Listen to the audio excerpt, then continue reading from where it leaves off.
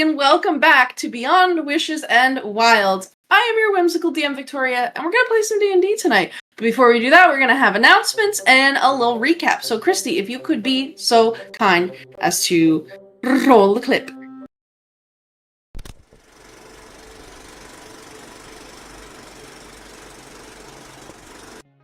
Good evening, and welcome to the show. Let's get into our pre-game announcements. Proficiency Bonus has a community Discord with public channels. Please come check us out and hang out with us. We're always welcoming new GMs, players, and other friends to our fan family. All experience levels are welcome, from veteran gamers to total newbies. And we are a safe place for POC and LGBTQIA+ nerds and gamers, so come geek out with us. And you'll be the first to know when we are posting castings for new games.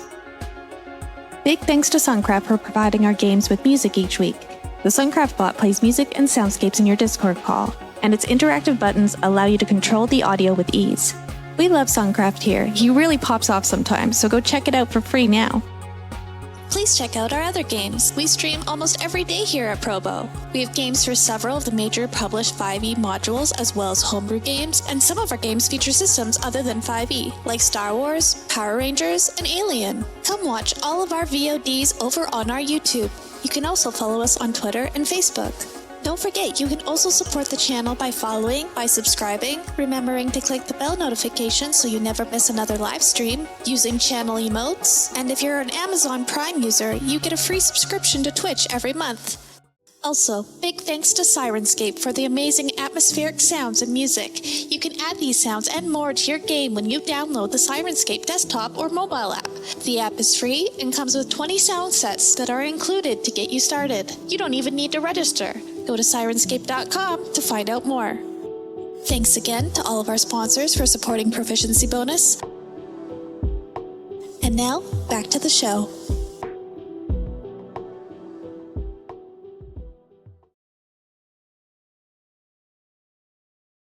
Thank you very much, Kristy, as always, for your amazing video editing skills and announcements and everything that you do for the stream, including producing. I love you, and I think you're, like, kind of cool or whatever. Anyway, recaps. Let's kick it over to our resident recapper, Ink, who is shrouded in darkness. I really am, aren't I? That's crazy. Let me see if I can illuminate. It's cool. It's good. Let me illuminate you on what happened last time on Beyond Witches and Wilds. So, for those of you that may have not been in the know, we're rocking it on the material plane now, y'all. We've got a whole new story that we've been working on, but these characters are punching way, way above their CR levels right now, you guys. The party has made their way to what was the home of several party members from the beginning of the story, now finding the Zentarum to have their grubby little mitts all over everything. So, we've been doing what any good adventuring party should do, and intimidating, attacking, and overall interrogating all of the thugs that we find holed up throughout the entire village. We are drug busting, we are thug bumping, and we have a name. Davil Starsong. who seems to be the head of this little operation working out of Waterdeep proper. But the party is not ready to go to Waterdeep just yet, though it is only a brief teleport away. There is still the matter of a debt collector that is said to be coming to town soon that might need a little bit of roughing up and some questions asked. And there's also the concern of Ego's family home, not in the village proper, but deeper in the woods, which supposedly has had some pretty spooky happenings going on. Or, well, spookier than normal going on there. It seems like it's pretty kind of dark and evil. So, as the party is continuing to wrap up Zentarum thugs throughout the village proper, they are also preparing to make the trek into the woods to see what is going on in Ego's old witchly house. But right now, we are still at, what is this building that we're at, Victoria? I believe when you guys left off, weren't you, you were back at the Revelry commune. Oh, that's right. Yeah, sorry. I'm getting We went to the mistaken mayor's. with the map. We went to the mayor's, but then we were wrapping up the night, spending it at the Revelry commune with Dawn's family. That is correct. Yeah, you guys got some Zentarum arrested. The local business owners rallied behind the mayor, who you promised you would help save his daughter, who was kidnapped by the Zentarum and taken to Waterdeep. But for now, yeah, forest. But first, rest. Oh my god, first long rest on the material plane. Do we dream? Do our Phalos people still dream? You do dream. So for all of my little Phalos babies, let's do some little dreams. Let's roll some dice. I'm not Phalos anymore, right? Technically? Or Oh, that's true. She's Am not. I still? You're still I don't know how Phalos. this works. Okay, just checking. You're so you lost the racial stuff that happened because you were Phalos, but like you still have like the cattier, like you're like a weird mongrel. Yeah, I'm kind of a little bit broken. Yeah, I'm a little broken. You're like a little fucked up right now. Kristy, Clover. Intruder. Oh my god. A little bit of a, what is it called for cats? A moggy. You're a moggy right now. A moggy, yeah. Yeah. So cool.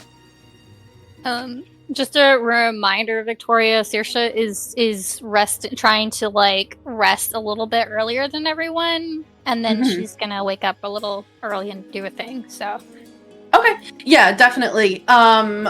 I will keep that in mind. You might have to remind me again when we. It's in the chat. It's like in our chat. I put it in there. Sure. So. Yeah. Oh, yeah. I see it. Thank you. Okay. Cool. Who wants to go first? Me. Okay. Give me a D8. What? Oh, D8. 2. 2. Oh, okay. Yeah, so okay. The group of you are arranged throughout the Revelry commune in various sleeping conditions, be it in Vardo's, like, I think Dawn is in, like, a room with, like, 6 other, like, satyrs. Like, this is, like, his old room that he shared with multiple brothers.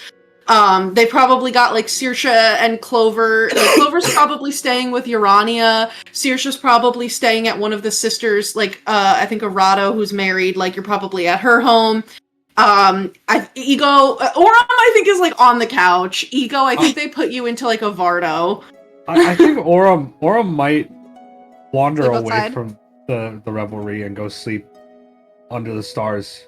The Oh, actual you don't like stars. my family, is what you're saying. No, it's just we haven't been under the actual stars No, I get in a it. while. That's true. That's very Are true. you You hoping? haven't... And then your dad appears to you as a constellation. Oh my god! Alfonso, where you at? Remember who you are. Please don't sue us. Aurum's an outside guy. His whole plan is outside. So Yeah. sleeping under the stars seems like what he would want to do on his first day back. You can absolutely do that. The Revelry family does party until like 4 a.m. I'll like walk a mile out if I have to.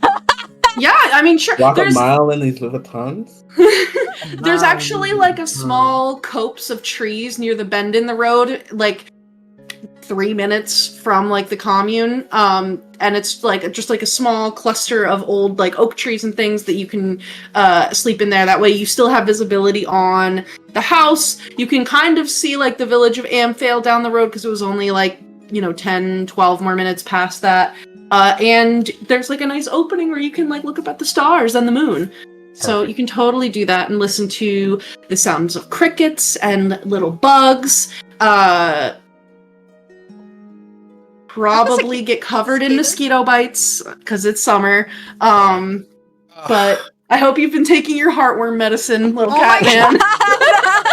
Atlantic. Dang, what a way to go out. Yeah. Heartworm. You probably will wake up with some fleas, but hey, you're under the actual stars and the actual moon, and it's familiar in a way that you haven't seen in quite a long time. So, Ego. What's on Ego's mind? Let's get like just like a little like temp check on the headspace of Ego. Ego, watching everything that had gone on with Clover and her family, definitely reignited everything with Ego's mother that admittedly I was able to put aside for a while because things were pretty good. We had dealt with the hags and I got into a coven of my own. That paired with hearing what I've been hearing about my house, Ego is scared.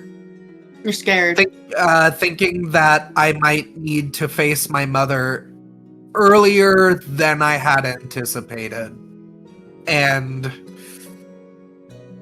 then that just sort of rolls into the whole, like, I still don't know how I'm going to get my heart back. There's still a lot to do, and a lot I don't know how to do. Okay, so a lot of, like, unclear situations and some fear and, like, trepidation. Yeah. Okay. Yeah. So, you fall asleep, and when you wake up, you find yourself, at the base of the...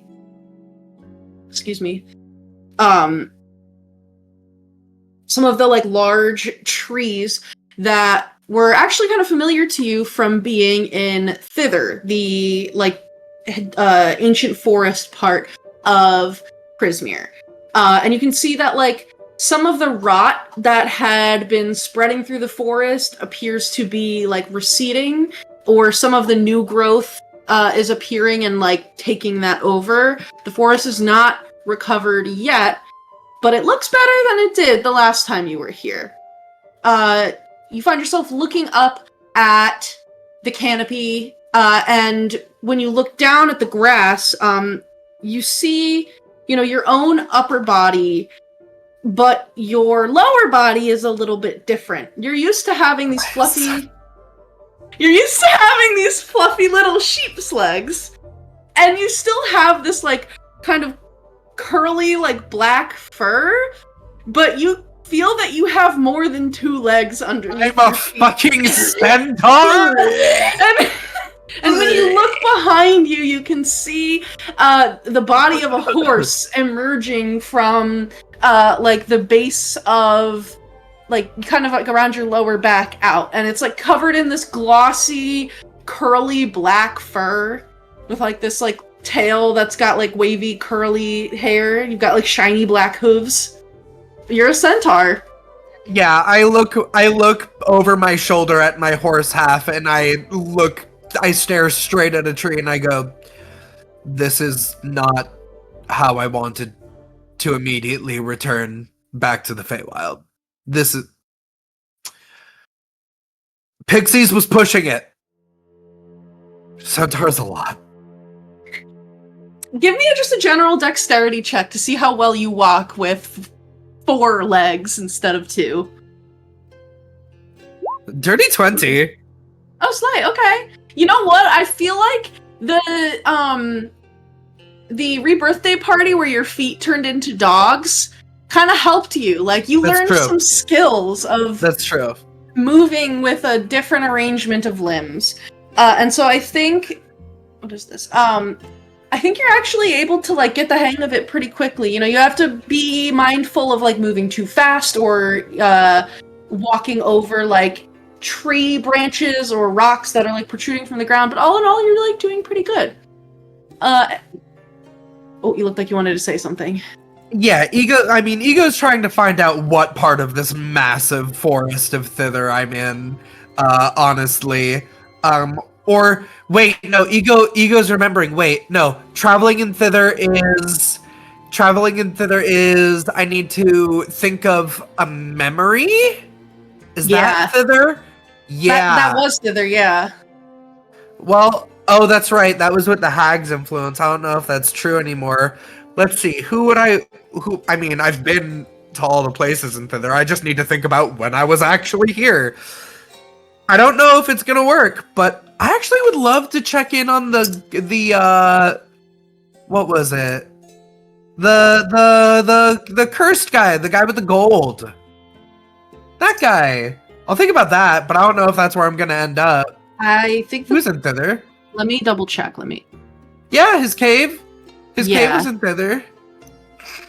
Let me pull this up. Location. Yeah, Nib. Yeah, so But I don't know if that's where I go. you can set your mind to the thoughts of your first visit to Nib's cave. The man who was just blindfolded and like spinning gold coins into other items as he was haunted by the specters of tenants and workers that he mistreated earlier in life. As you are walking through the forest, you actually start to hear like other hoofbeats in the trees. And you look as you're walking, not like in the trees, like through the trees. I was like, oh my god, the centaurs are in the trees. No, they're flying and jumping through the trees. No. You actually look through the trees and you see Winterbow, the elderly centaur that you had also met in thither, the one who had not been fast enough to flee when the mists came down after the hags took over. And Winterbow spots you and will limp over and like looks you over and sees your lower body and is like, well, you know, it was Ego, right? I don't remember you being a centaur, but my memory is fading these days. Winterbow, right? It is Ego, but this is borrowed. I'm borrowing this. I'm dreaming right now. It took me a while to figure out. I'm on the material plane now, but I think I'm still going to dream myself here. All right. That makes sense. Plenty of people do that. It's so good to talk to Faye. Might I ask, would you like company? It seems like you have a destination in mind. You walk with such purpose. Last time I was here, I knew you had to think of a memory to get anywhere. And I was remembering this guy that I had talked to, Nib, who spins things out of gold. He's like super cursed. Oh, I'm familiar with Nib. Would you like a companion? I've gotten used to not having to go places alone. It would be nice. What's new with you? The hags are gone, by the way. I'm aware. I was actually present in the war. I'm not able to fight anymore, but I am able to use what strength I have left to... I was able to carry injured individuals from the field of battle and to the inn for medical treatment. Oh, I'm very proud of you, you know. Oh, well, it was a team effort. The group of you did an amazing thing for the people of Prismere. We're very, very grateful if that hasn't been communicated already. Yeah, maybe, maybe in like a week or so, I'll dream myself here and it will have been a very long, indiscriminate amount of time and everything will be different. That does tend to happen when mortals come and go from the Feywild. In fact, I'm glad that we're able to speak now. The next time you visit, I may not be here anymore. Oh. Kristy's face! Are you Uh-oh. going to have? Are you going to have a rebirthday party? Rebirthday party? What do you mean? Oh, we went to a party where one of Sam's old companions, he was, getting really old, and so he was gonna be rebirthed into a new thing. Like, are you gonna do that? I'm not familiar with Sam. As I understand it, when I die, my body will probably rapidly decay thanks to the magic of the Feywild and be overtaken by the plants, and what I am now will be used to feed other things, and then hopefully I'll be able to return someday as something else. Maybe a flower. Maybe a tree. But you will return. In a sense. I won't be what I was, but my life will ensure that other lives can continue, and for me, that is enough. Does it scare you? You know, when I first started getting older, it really did. The thought that my time would end before I had been able to do all of the things that I wanted to was daunting. And I felt very inferior, as though my life had meant nothing. But I've come to terms with that a lot more now, and if we're being honest, being able to contribute to the betterment of Prismeer by helping those who'd been injured in the war really changed my perspective. I know now that I did in fact make a difference, at least in a few lives. I may not have been able to directly stop the people that were oppressing these lands, but I was able to help those who had been hurt by them. And I think that's enough. I think that's enough for me to be happy with the end. I hope that when my time does come, I'm able to embrace death like a friend instead of fearing it like an enemy. I've heard a lot of people say similar things when I think they've gotten to your age. The death is a friend thing. People tell me that I've died a lot. Like a lot of times. Oh. And I don't remember any of it. I don't know if they were good or bad or if they mattered to other people. And when we fought the hags, I died. Oh. I died and she was eating me. My friends helped me. It was only, I think they said it was only like a brief amount of time. They gave me a unicorn tear. I came back. But that brief part where it was dark, and I know the dark. I like it. It's normally comforting. But there was like a little part of me that said, that's it. This is it. It's gonna just be this. Forever. Now. And I don't want to die. Even though apparently I've done it a whole bunch of times. I like being me. And I still got other things that I want to do. And I also know that I was someone else before. And have to imagine that I liked being them. So I don't know what to think about it, like, because I like being me now, but all of the me's that I were before, I probably liked being them, but I don't want to think about being someone else, and I definitely don't want to think about being nothing. But I don't know what to do. I haven't figured out how to fix it.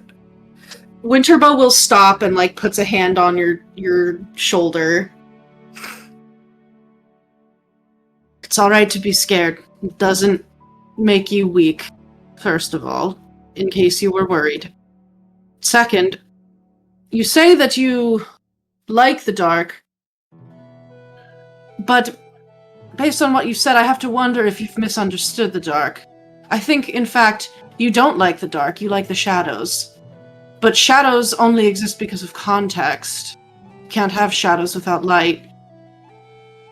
And so it's in that darkness that you're able to understand that balance and that relationship. A shadow has to have light to exist, and so even if you are in a shadow, you are surrounded by light. You don't like the darkness. If you did, then the embrace of death would probably not scare you. Have you considered that perhaps these past lives or these former deaths of yours are like shadows? Something that is attached to you and it follows you, but it isn't you. And really, they only exist because of the light that you emit now. You're never going to change what they were, but they're always going to be there, so you can run from them, or you can accept them. I've made a lot of mistakes in my life. I mean, I couldn't even keep up with my clan when they fled the forests, and I don't know if I'll ever see them again. I don't know if I'll get the chance to make right the wrongs that I committed against them long ago, be they big or small, remembered or forgotten now. But I am who I am, for all of the good and the ill, the achievements and the flaws. I can spend my final days wallowing in those mistakes, or I can accept that they are going to follow me and that they've made me who I am today and move forward with what little time I may have left, chasing that which brings me fulfillment. You don't have to embrace the dark. You can still appreciate the light and live in the shadows. It sounds like my friends. They're all rather bright people. It's annoying, but I also do like it. It's like sitting next to a fire. I understand the feeling.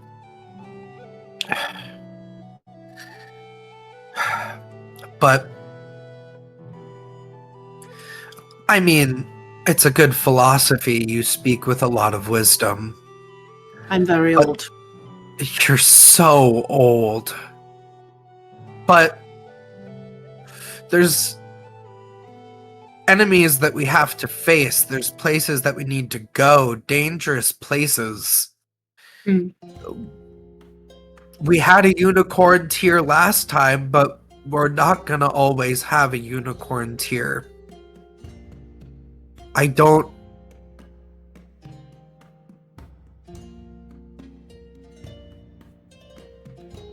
What if it just happens unexpectedly, and I'm not ready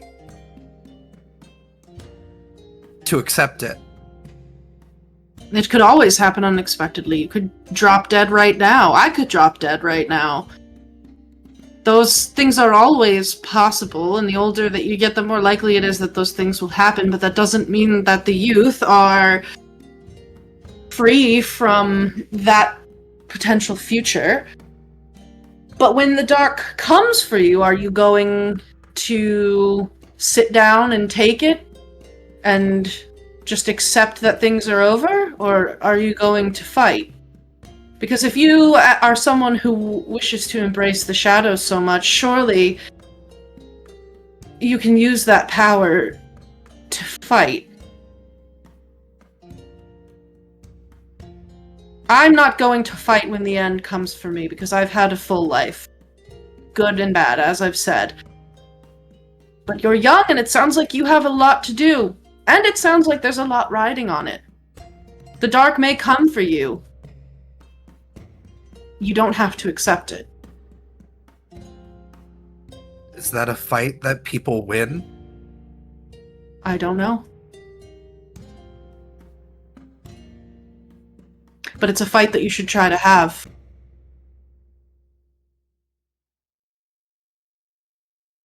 I think your life is worth fighting for.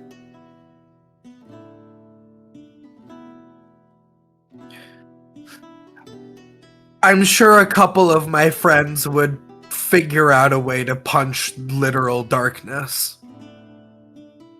They seem like Aurum very... would definitely punch literal darkness. And I'd be really pissed off that he could just do that. They seem like very capable people.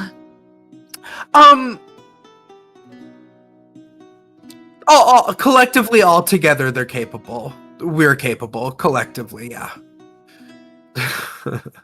You are. Oh, I think that's, the gentleman Nib. I think he's in that cave there.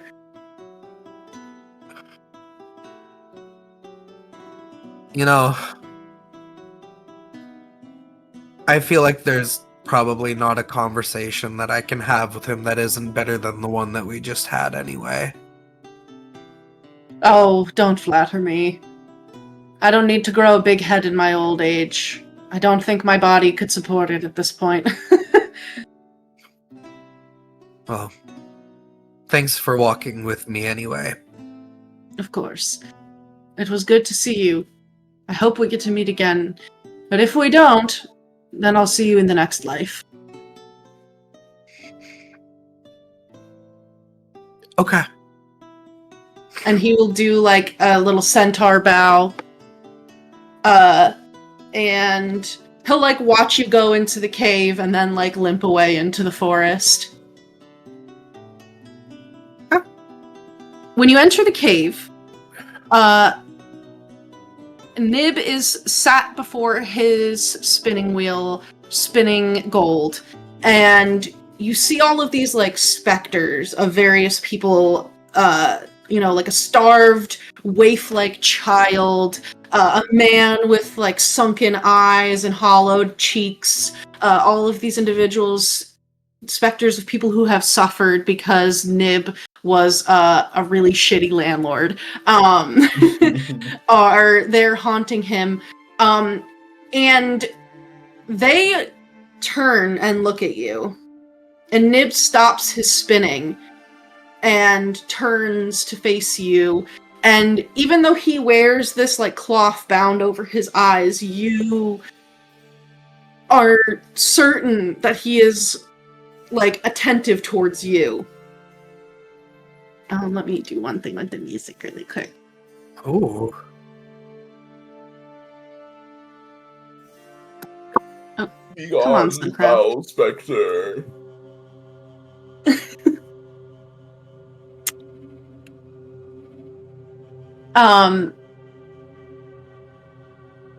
So, sorry, I gotta pull up Nib's cave, it's on a different page.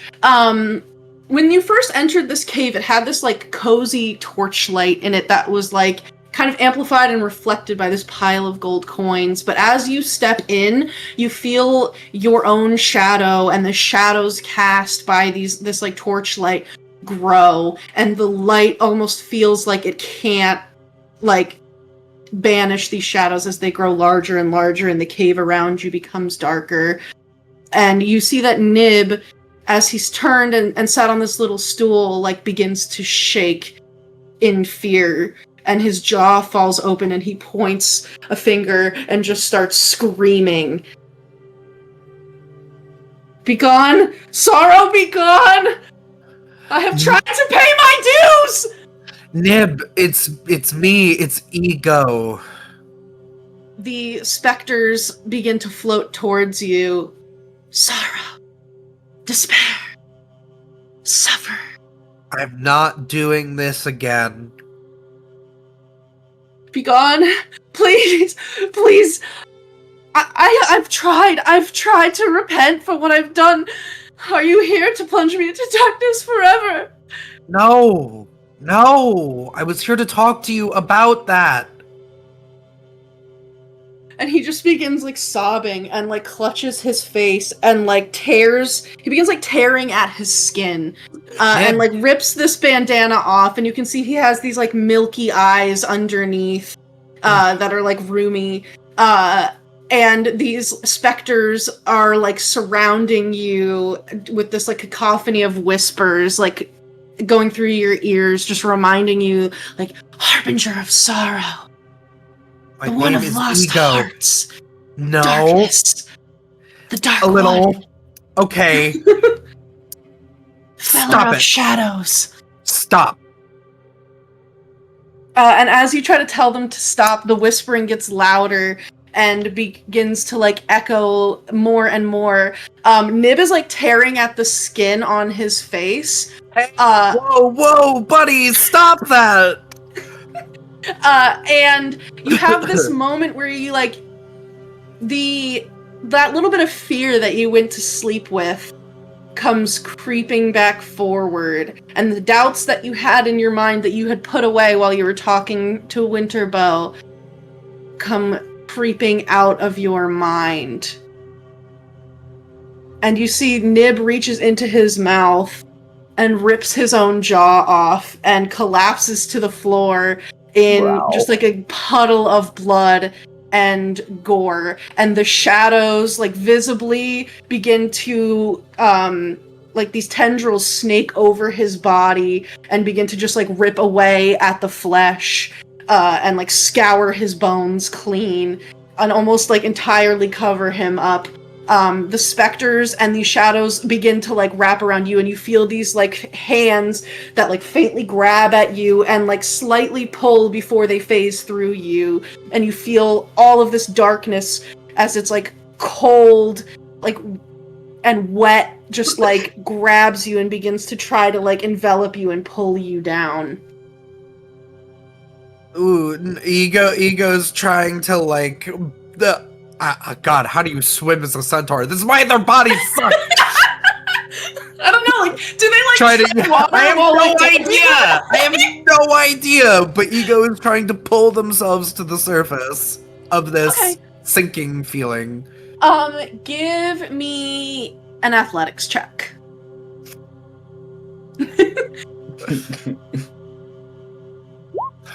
11 minus 2 for 9. Hold on. We gotta look up. Centaurs have a +6, so you can have a +6. Oh, 11 plus 6 for 17. I'm strong. Okay, yeah, you feel your body still like sinking into these shadows, and it's almost like the floor of the cave around you has like faded, and you feel almost like you're floating, but you begin like tearing them off of you, and you can like turn to try to run out of the cave if you would like. You do have like enough control over your body to try to do that. Oh, but I wanted to know if Nib was okay. No. This is my mom messing with my dreams again. I'm running out of the cave. Okay. As you turn to begin running towards the cave, which was the entrance was maybe only like 10-15 feet behind you from where you had entered, the perspective begins to distort, and it gets further and further away the harder that you run. No. And eventually you see these shadowy tendrils begin to close over this, like, the golden shaft of sunlight that is passing through this, like, entrance where you can see, like, the green and brown of the forest beyond. These black tendrils close over and stitch together until no light remains. And you feel the darkness slithering across your body. And you hear a whisper in your mind. Harbinger of sorrow. Come to the cauldron. Seek the darkness. I don't know if that last part went through, but I said seek the darkness. The darkness. It did. Yeah, and the music gave you a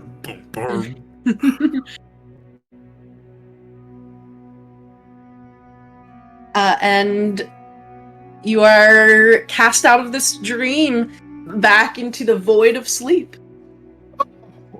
Oh my god! I don't know how many Holy satyr children shit. are. Well done. I don't know how many satyr children are piled on me, but Ego's in a cold sweat. Oh, buddy. Oh wait. Oh! Anyway, how's my everyone gosh. else going? Hey guys. Yeah, let me. All right. Jesus. Who would like to go next? Jesus. I don't know. Yeah, who wants to follow that up? Maybe you'll dream of freaking unicorn farts. God. Oh my god, yeah. Oh no, maybe dying won't be so bad. Eternal darkness, eternal darkness, eternal darkness. I'll go next. Saoirse's Okay. dreams are usually like super happy, except for when she, Except for when they're not. except for when they're not. D8, please. 5. Oh, okay, cool.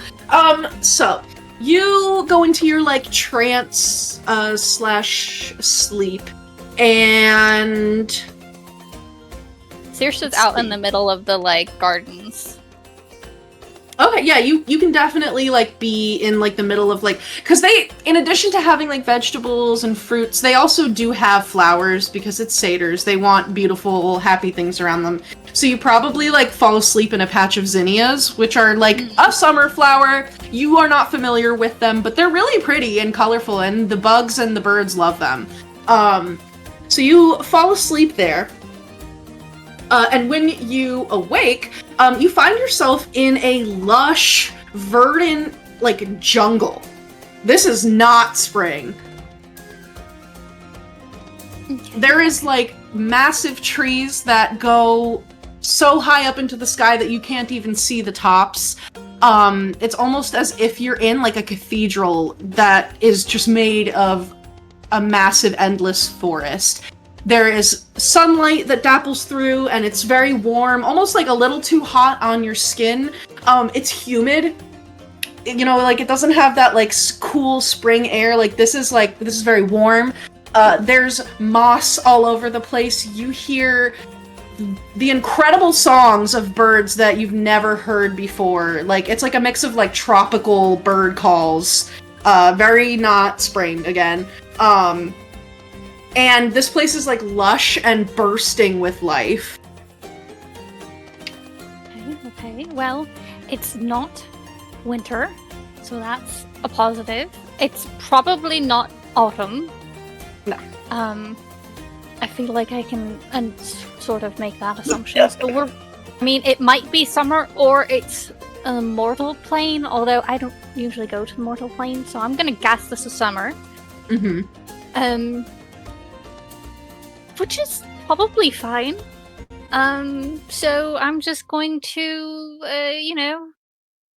I guess Saoirse's gonna just kind of sit and listen to the birds song. Yeah, I think that's it. She's just like, alright, I'm gonna try and sort out the different types of birds, and I guess she's gonna guess at what type of bird is making what song. Okay. Based on the birds that she does know. Roll me a nature check. No.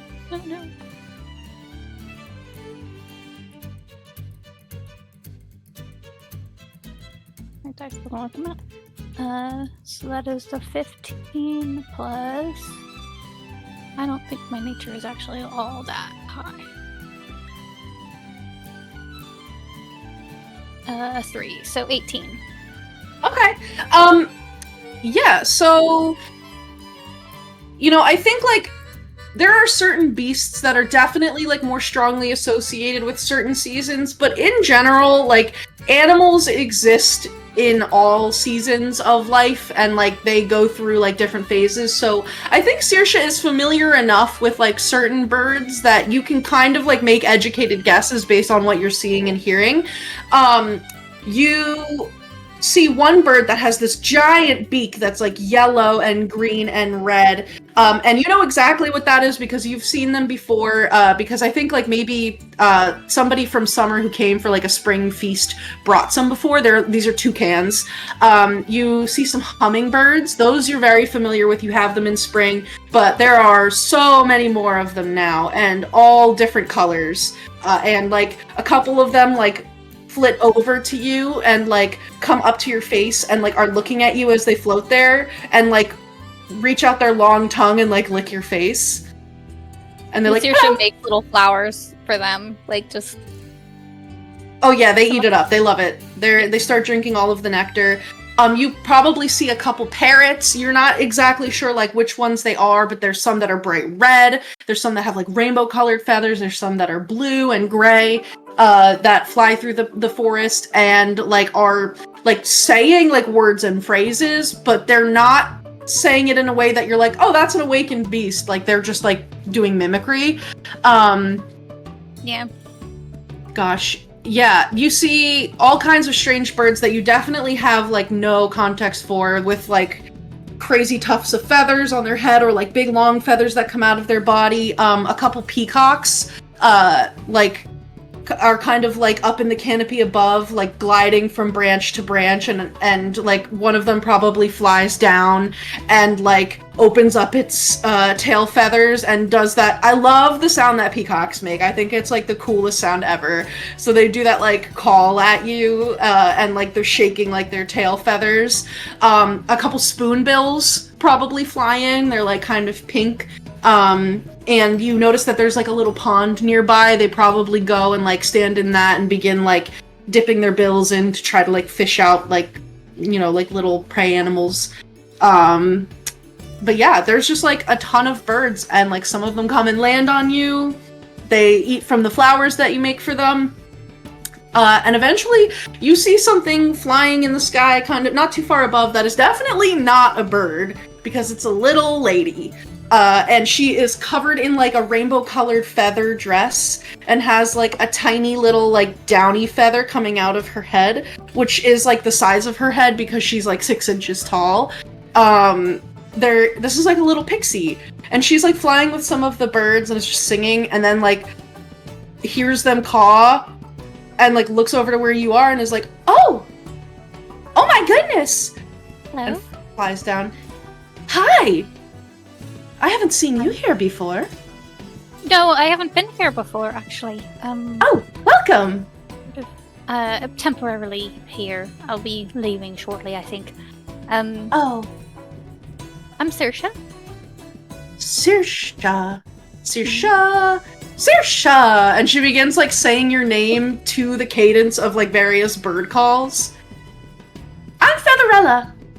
Featherella, alright. Friend of the birds. I'm a friend of birds as well. My best friend is a bird named Philip. One of my Is best Philip? friends. What's your favorite type of bird? Well, he's a strawberry finch, so I'm a little partial to that. But my very favorite. I'm not sure yet. I've sort of been playing around with ideas of what bird I might associate with. I have magpie feather in my soul, so there's that. Oh, I love magpies. You have to be very careful with them. They're very tricksy. They are, but that's sort of what's fun about them. Would you like to see some birds? If you need to find inspiration of the avian variety, I think I could offer that to you. I could show you my favorite bird if you would like. Oh, of course, yeah. I'd love to see that. Alright, we're in summer, right? Oh, of course. Okay. I'm from spring, so I wasn't like completely sure. I've never met anyone from spring before. You're all very insular. I don't think I've ever met anyone from summer, actually, so you're my first. Well, now you have, and I hope that it's a wonderful time. And she holds out her hand, which is like so tiny. I'll like give her my like finger. Yeah. Well, we have a lot of birds here. In fact, there's probably too many to count, but I'll show you my favorite kinds. I have 3 favorites that I would like to show you. Come this way. All right. We're in the bower of birds. So, any kind of bird, it's probably here. Oh, all right. Do you have a bower of birds in spring? No, the birds just sort of go wherever they want to go, for the most part. Oh, how sad that they don't have a bower. A bird needs a bower. For what? Well, because it's pleasant. Oh. And what It's is the shaded bower?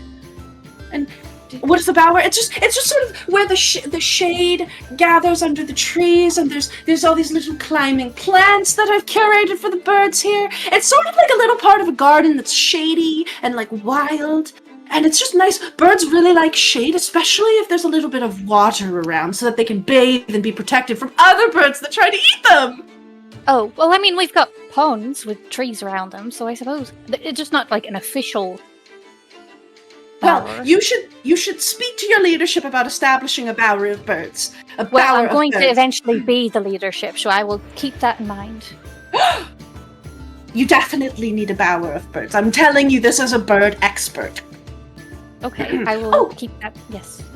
My number 3 favorite is just up ahead. Let's see.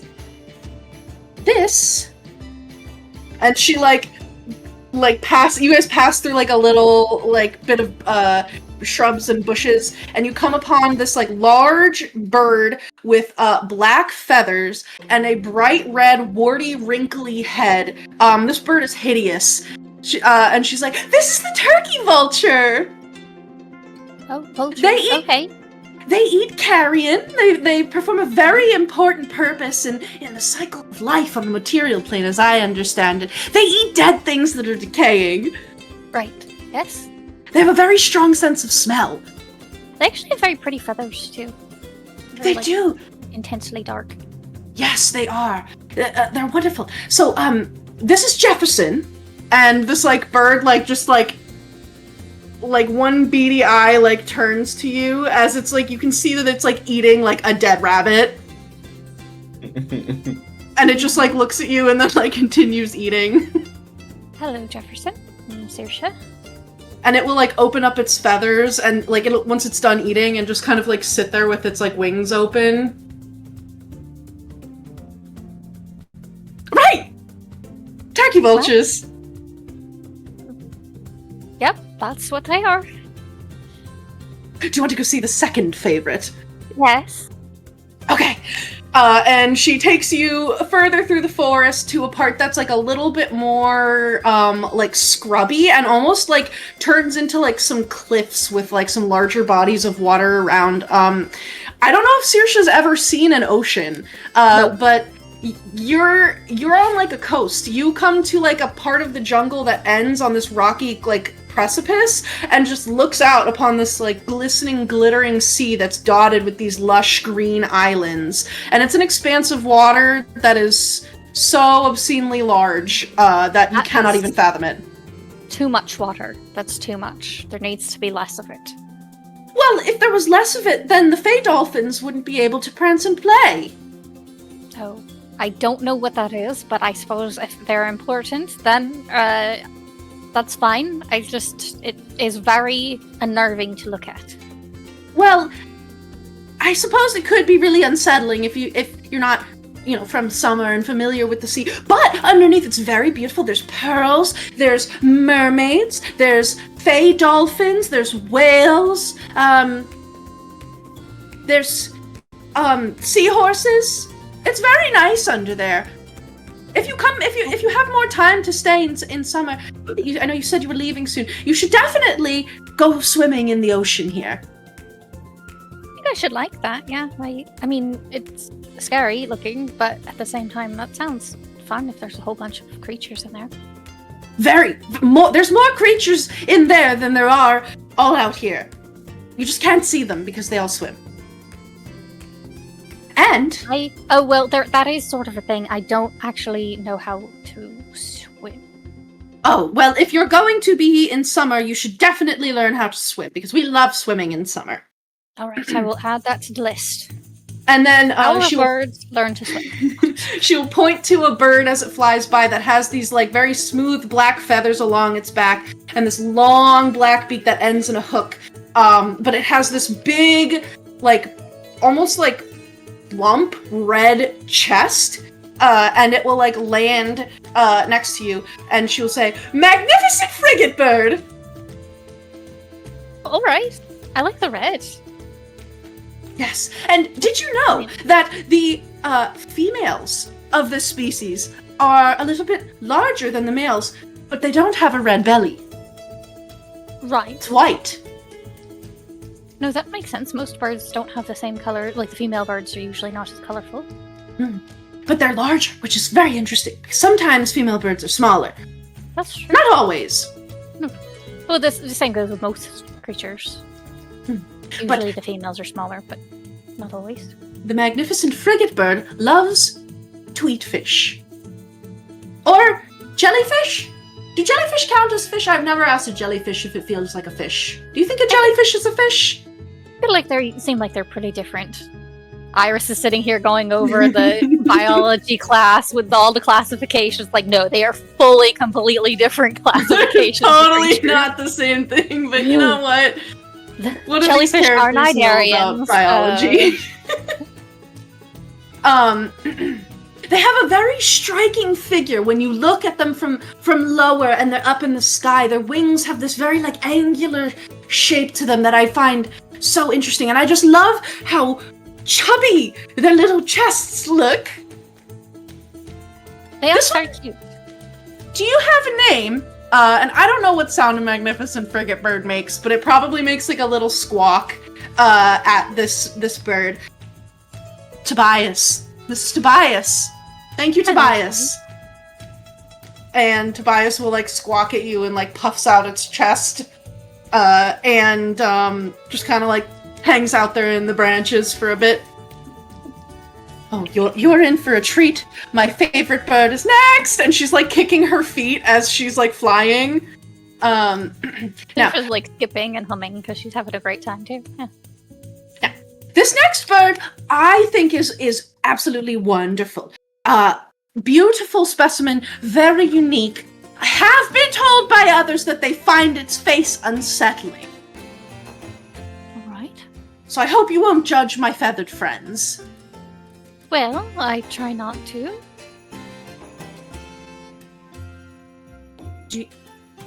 Can you promise not to judge my friend? All right.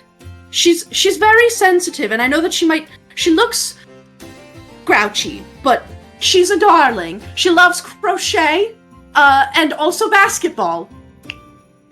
I don't know what either of those things are, but I will assume that they're pleasant things.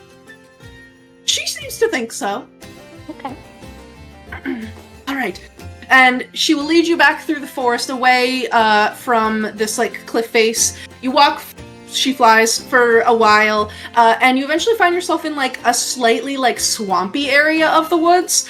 And standing in some stagnant water there, you see this tall, gray feathered bird. And as it turns to you, it has this like wide, long bill and eyes that look incredibly angry. It's a shoebill. And she will tell you, this is Shannon! Shannon is a shoebill! Shannon, say hello, this is Saoirse. Saoirse and Shannon, those names kind of go together. Hello, Shannon. And Shannon will walk forward with these like very large feet with like the long claws on them and like reaches forward and gently pecks her beak on you, and you can see that it has this like long hook at the end, but she's very careful to like not hurt you with it.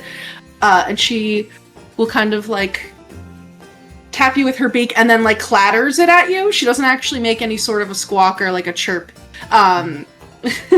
She just like clatters her bill and then like lets out this weird like mooing noise. And then like dunks her bill into some of the water there and eats a fish.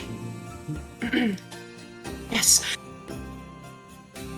So this is a shoebill. She looks quite lovely, actually. Right? I find her face to be so striking and expressive.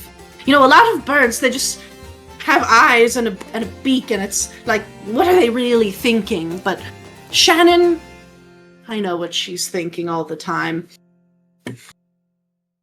Well, there you go. Yeah, that's good. Like that. It's important to be open with your feelings. Yes, and Shannon is a very peaceful individual. She makes very slow movements. You know, her feathers are not easily ruffled. She just likes to stay still. And sometimes when I want to talk about all of the other birds, she makes for a great audience. That seems correct, yeah. Do you have shoebills in spring?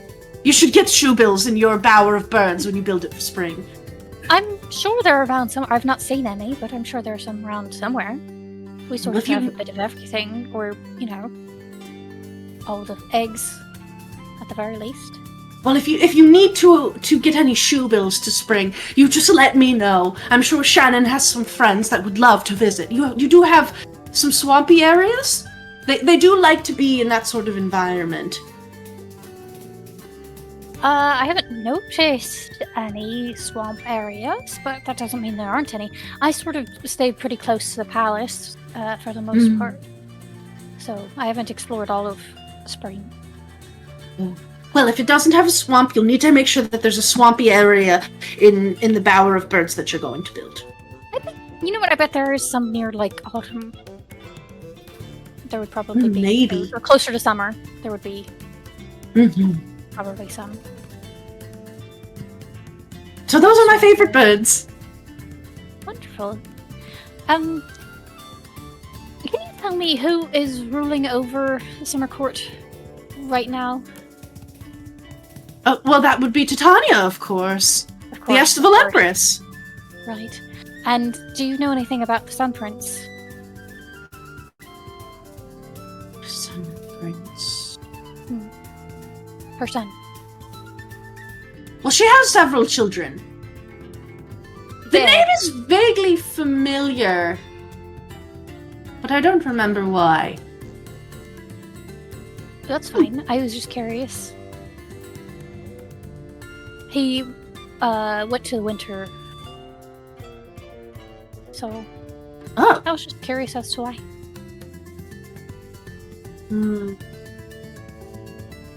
I don't recall. I'm sure it's not important. It's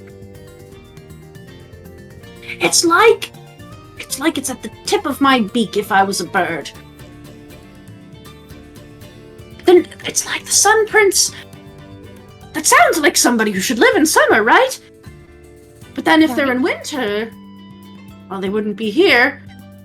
Well, I've noticed that sometimes the timeline is a little off from what I understand when I venture into these little, like, in different areas. So he may not even exist here yet.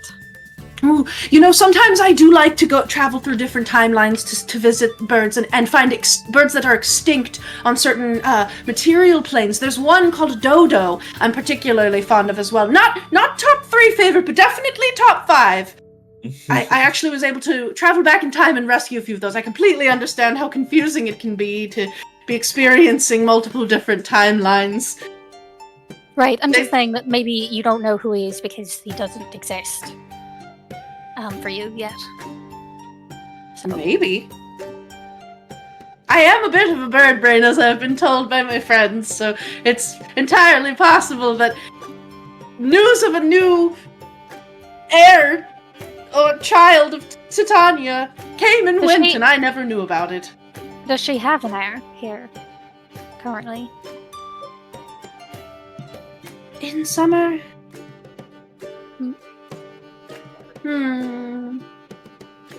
You know, I thought she did, but now that I'm putting my mind to it, I don't recall who it is.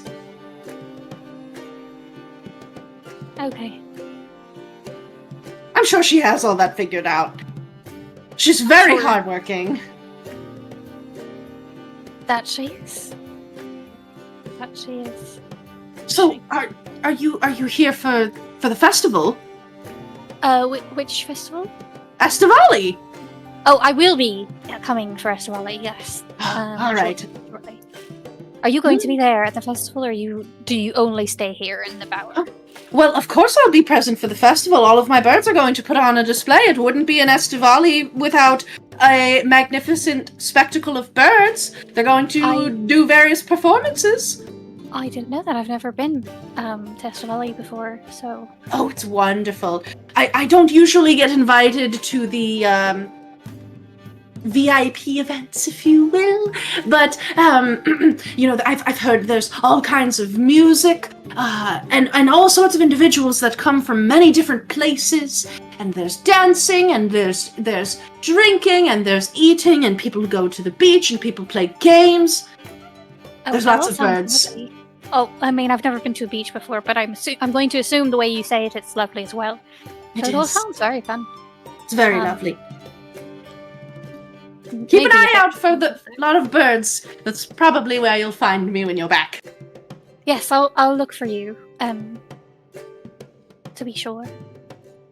Are you happy here in the Bower, in the Summer Court? Of course, why wouldn't I be? Oh, I can I'm just spend sure. I made friends with a pixie in spring who was kind of unhappy with what he was doing, so I gave him a new job, and so I just wanted to make sure that you're happy, and I don't need to offer you a new job. I'm very happy with the birds. Good. They make wonderful feathered friends. Do you care for them, or they usually just take care of themselves? Well, they usually take care of themselves, but every once in a while, if one shows up that is injured or otherwise unable to take care of itself, I'm perfectly capable of handling that. Most of the time, if it's an ostrich, it makes it a little hard. Their eggs are very heavy, but they usually trust me to help them when they're nesting and finding food if they need it. But we have quite a bounty here in summer. That's usually not an issue. Do you have an official position? Just for when I create a bower as well, do I need to hire someone to do what it is that you do? Well, I never really considered it an official position, but I suppose I could petition the Queen to be considered an official bird keeper. I should do that. Right. You're smart. Sometimes. Yeah. Oh, in line with that, lightning? Very bad. Just, in case you ever encounter it. Very bad. We do get a lot of summer storms here. They're quick, but sometimes quite fierce. Yeah. The birds usually tell me when they're happening, and then I take refuge in a tree. I've never been in a tree that's been struck by lightning before, but if it is about to be struck by lightning, I will try to not be. That's a good idea. Lightning is just really to be avoided. Now, you should come with me. The parrots should be done gathering a bit of gossip about the other pixies by now, and I'm going to collect it and write it in my book so that I can leverage it against them if they should ever try to harm me or my birds. Oh, that sounds fun. And yeah, she will take you through the bower of birds, and the parrots just have random gossip about you have no idea who any of these people are. Yeah. But yeah, they just hang out. There's all kinds of nuts and berries and fruits all around in this place that you can forage and have a good time, and then when you are ready, you're able to lay down your head in this very soft, lush, thick green grass, surrounded by moss and little buzzing fireflies that are twinkling in the gloam, and you can fall back asleep. And when you wake up, you are able to, because you went to bed earlier than everyone else, you are able to get started on the spell that you wanted to cast. So it's probably the wee hours. If you wanted to go to bed at 8 p.m., probably right when you guys got back, so that you're up at 4 to start this casting, you can totally get started on that. We will get back to that because I would like for you to be able to tell us how that looks. But before that, we're gonna cut over to Kristy and get a D8 roll. Oh, I rolled a 7 earlier. Okay. Yeah, so Clover falls asleep. you hear like the faint like rustling and snoring of Urania as you're in like the other bed in her room. And you drift off to sleep. And eventually, you wake up and you find that you are, you're standing in like what appears to be some sort of like training area, that is like built out of like trees. It's almost like part like nest of like interlocking like twigs and branches, but they aren't falling, like they're living, and it's like sort of forming like a little bit of an arena. And you take up almost the entire space of this because this is a tiny creature-sized arena. And you like come up, and it's sort of like a Gulliver's Travels moment where like all of these little sprites look up at you and they're like, "Hey, you're not supposed to be here. This is for the tiny guys only. Why are you trying to interrupt our training?"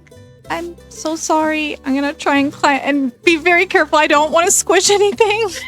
Oh god. Give me an athletics check. Oh no. Athletics? Yeah, because you have to like climb out because you don't have wings anymore. Oh, that's actually really good. So 19 minus 1, 18. Okay, yeah. You definitely do hear some of the branches like creaking and snapping as you're like climbing up, and your foot accidentally kicks like a tiny weapon rack that had like a bunch of tiny spears and swords on it, and one of the sprites like shakes his fist at you. Yeah, but you are able to climb out, and you can kind of like perch on the top of this like tiny arena. And when you look out, you realize that like you are on top of a canopy of trees. You are surrounded as far as you can see up and below by just leaves and branches and open air. And there's this like kind of orangey golden glow to the shafts of light passing through the canopy above you, almost like it's twilight. And everything has this like rich, earthy, like green smell. It's warm, a little bit humid, almost like you're also in summer. And one of the sprites like probably like flies up to you, and he's got like long brown hair that's like shaved on the sides and like a little like top knot on it, and he's like, "Hey, don't worry about, I mean, I know that they were like calling you a bunch of names, but like it's okay. Don't worry about it. We're not gonna force you into like a bargain or anything." Yeah, sorry about that. Are you okay? You kind of just like poof, and there you were, asleep in the middle of the arena. Yeah, I think I'm dreaming again. It we happens get that sometimes. sometimes. Yeah. Kind of annoying. What should I call you? Oh, sorry. My name's Clover. Clover. Yeah. I'm Pete. Pete. Nice to meet you, Pete. Pete like Pete Moss. P-E-A-T. Gotcha. What? Is this like a tournament? Or are you training? Like, what's going on here? Oh, well, you know, this is the Sprite Battalion of Titania's army, and we're just sort of doing our usual military drills, but also a little bit of sparring and practicing special maneuvers, because we are hoping to enter the tournament at Estivali. It's this festival that happens, it's sort of like celebrating Titania. There's a lot of different events that happen. One of them is that there's gladiatorial arenas, and not to brag, but the battalion of sprites, we've won before. Wow. Not at the last few, but we have won before, and we're gonna try to win again. Well, I hope to be there, so I'll try to cheer for you if I see it going on. Oh yeah, that would be great. You know, you should get a favor, and then if I'm there and I see you, I can come up and you can put your favor onto my spear. It's like usually like a little piece of fabric that you could like tie onto it. Oh. Do you have that? Like, yeah, I have lots of fabric. Yeah, just like a fabric or like a little bit of ribbon, and you can tie it on, and it's good luck. Do you need it now? I don't even know if I have it on me. Oh no! For if you're gonna, well, if I'm there. You're gonna be at the festival? I hope so. That was the plan, yeah. How many days is the festival? Just one, or? Days? It just happens until Titania's just ready for it to be over. Oh. Well, as far as I know, we plan to be there for it. Cool. It's a lot of fun. I'll be sure to give I you once my had favorite. an arm wrestling match with a pit fiend and I beat him. Oh my. What? I had an arm wrestling match with a pit fiend. It's this like devil that's like, if you stacked you like 10 times, that's how big they are. Oh my god. They were they was this devil at Estivali? Yeah. Of course, there's devils sometimes that show up to Estivali, demons. Every once in a while we'll get a Modron. They're not usually super happy about it. But, you know, we try to make everyone feel welcome. Oh. Wow. Okay. It's a wild time. There's some very strange entanglements that occur. Yeah. That's really crazy. Okay. Well, hopefully there's not too many devils or demons this year. That makes me a little nervous. Oh, they're fine. They're just there for fun. Okay. There's not usually that much murder. Like there's always a little bit of murder, but it's all in good fun. I'm not sure how murder can be in good fun, but I don't really understand. Sometimes the situations are like just so extravagant, like somebody gets their head turned into a donkey, but like their neck can't like support the full weight of an entire donkey, so then it snaps their neck and they just die. Oh boy. Stuff like that, you know? Yeah, is that in the tournaments or just in general? Just like in general, sometimes when the parties get a little bit crazy. Oh no. You know, one time somebody turned the air into pudding. The mortals were a couple of mortals died because of that. Yeah. Oh boy. So we do have to make sure that there's like at least a little bit of air everywhere. That was a new Titania said, rule. you know, I like having my mortals here, so we gotta have some air. Okay. Alright. Clover's feeling really uncomfortable the more she learns about this freaking festival. She's like, why are we going to this festival? This does not sound fun. So yeah, I feel like she wants to disengage. She's like, okay, well, I'm so sorry for interrupting your training. I'll go leave you guys be. I don't mean to interrupt. Fine. If you want to watch some of the sparring, I mean, if you maybe just like stand on the ledge here. I don't know how you even got. Well, you said you were dreaming. I don't know how you're gonna get down, but yeah, good point. Can I look around? Is there a way to like get to a different branch? Like, is there like you can walk on the branches? Oh god. You can walk along the branches if you would like. You're gonna need to roll me an acrobatics check. What's the nearest platform? It's about like 40 feet away. Oh fuck. Okay.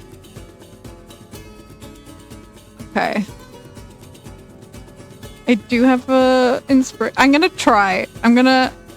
She's gotta learn how to live without these wings! Yeah. Yeah. Like, she went to bed, like, angry and vengeful, and now she's, like, a little unsettled and kind of irritated. No. Yeah, she's going through a mood shift, and she's like, get your shit together, Clover. If you can't do this, you can't save anyone. And so she's gonna try to get to the other platform.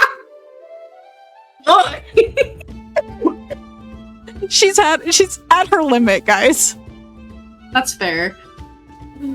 You said acrobatics? Yes, please. I'm question before I'm gonna burn my inspiration anyway, but am I technically a halfling? Yes. Do I have halfling luck? Yes. Okay. That's a natural one, fam. Okay. Oh god. So that's 16, 17, 18. And I'm gonna use bend luck to add a d4 to the check. Okay. Gotta learn how to use my stuff.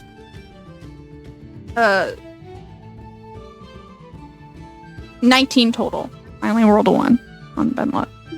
Yeah, you start out a little bit slow, just because like you literally cannot see the ground, and it's nerve-wracking, but you actually like get a hang of it pretty quick, and like I feel like she's moving. I feel like she's learning to use her tail more for balance. She usually kind of just like lets that be a mood like indicator. I think she's actually like focusing on using it to balance.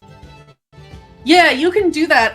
And you would notice that like some of the leaves on like the branches that are like surrounding you as you pass by, like they almost like begin to like flicker with like flame as you pass by them. Ooh. And then like you look back and you can see that the flame like fades out. And a couple like little monkeys like come screeching and swinging through as you reach the next platform. And like they like swing over and like instantly like one climbs up you and begins like picking through your hair, and another like climbs up your leg and is like trying to dig through your pockets. Okay. One of them is like comes up to you and is like using its tail to like grip the back of your neck so that it can hang like off of your chest, and it's just like pulling at your eyebrows and like trying to stick its little fingers in your nose. No thank you. No thank you. I'm so okay, not in the nose. And it goes and like starts playing with like the hair at the front of your face, and it's just like picking at it and like combing its little fingers through. And then like one of them will come up and like sits on your shoulder, and like they have like those like big like what are the little monkeys that are like black and white that are like small and like really cute? God, and they look kind of sad all the time. Yes, I know what you're talking. Monkey. Yeah, it's the little capuchin monkeys, and little baby. Like the one like just kind of sits there and like has like a banana in its hand and it's just like eating, and it like holds it out to you. I'll take a small piece, I guess, and eat it. And it like makes like a happy like trilling sound, and then takes the banana back and is eating it. Aww. And then they all like jump down and like start scurrying like along the branches. The one that like fed you the banana like turns and looks at you. Oh god, I'm gonna have to follow these monkeys, aren't I? I will attempt to follow the monkeys. I have no direction. With with a 19, you're able to do a pretty good job at it. Okay. You're not like running on all fours the way that they are, but like you see the way that they're using their tails to balance as they walk, and you're able to kind of mimic that and do pretty well at it. And like they just like lead you through the forest, and like take you to like all of these like weird little spots. Like they probably take you to like a little hole in the tree where there's like a little nest with some bright blue eggs in it. And like one of them steals one of the eggs. Oh my god! And then it like cracks it open and like eats the yolk inside. And then they like run and take you to this like small another like nest like spot where the branches kind of like have layered and woven together. That's just filled with like random crap. Like just piles of trinkets. There's like platinum pieces here. Oh my god. Gold. There's currency that you have never seen before. There's like hats, and the monkeys begin like putting on like little scarves and like hats and like throwing like just trinkets and stuff at each other. One of them like puts a tiny shoe on its head and like runs up to you and has like probably like a cowboy hat and like hands you a cowboy hat. On the cowboy hat. Probably like flatten my ears so it actually fits. They all start like screaming with joy and like clapping and like climbing all over you and like giving you like little kisses on your face. Oh, little babe. I think I'll just like sit down like, and watch them play. Yeah, and like they go ham and like they're kind of like they play aggressively with each other. Like occasionally a monkey just gets yeeted off of the branches that just is like on. But like after a couple minutes, like you see a little monkey climbs back up my and god. like shakes itself and is like, ugh. Oh my god. But they just like Can- are playing. Can I... have I seen this part of the summer court before? Is this completely, like, new to me? Roll a history check.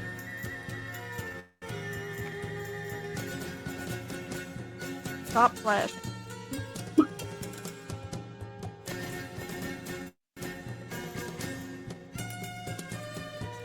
14. You know, it's not. So the places that you're most familiar with are like within the wider city that surrounds Senialise, which is Titania's palace. You're familiar with the Emporium of Faces, and you're also familiar with the bower of one of Titania's daughters, whose name I have to double check.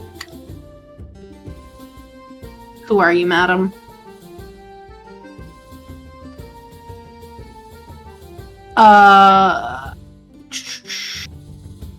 Veranestra, the Oak Princess. And this is not either of those places. Okay.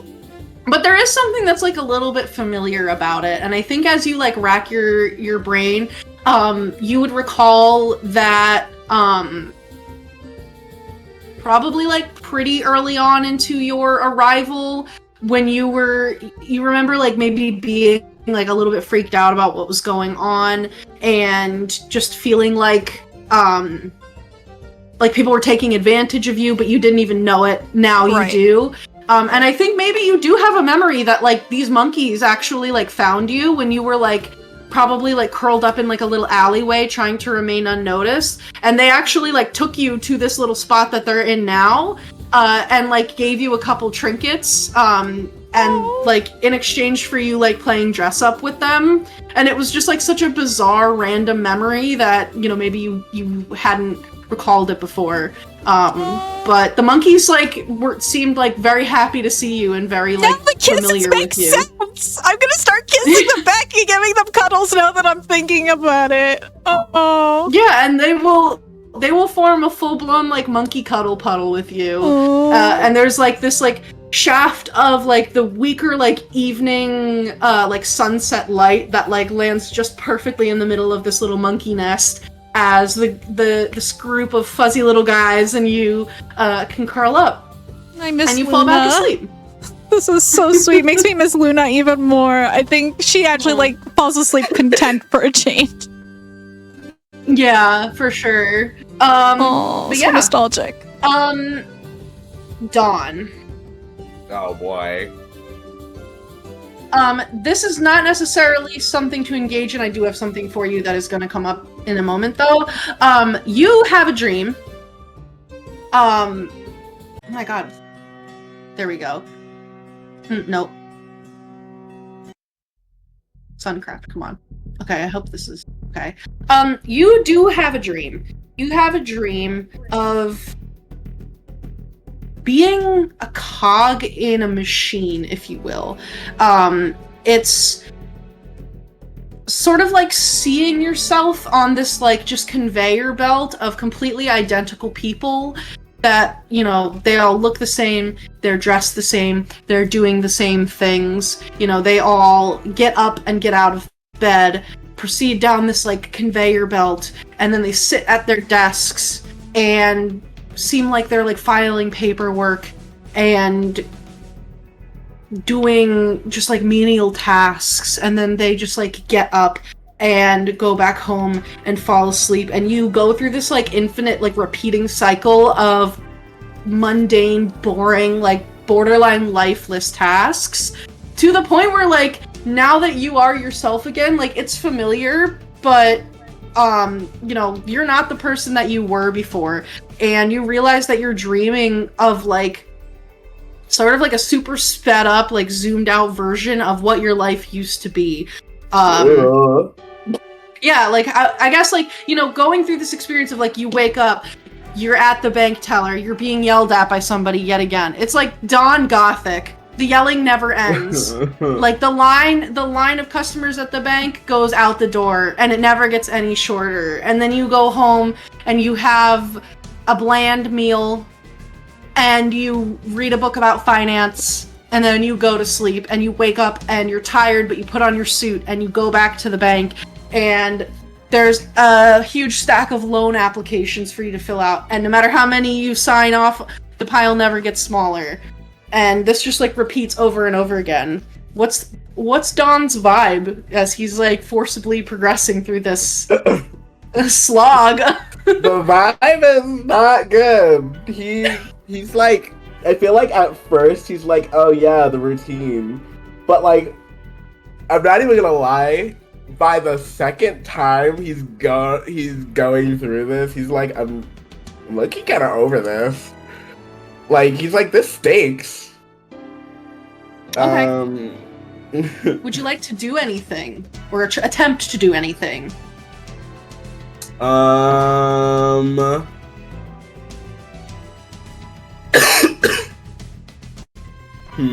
That's a great question. I think he is doing one of those things where he's like, I'm dreaming.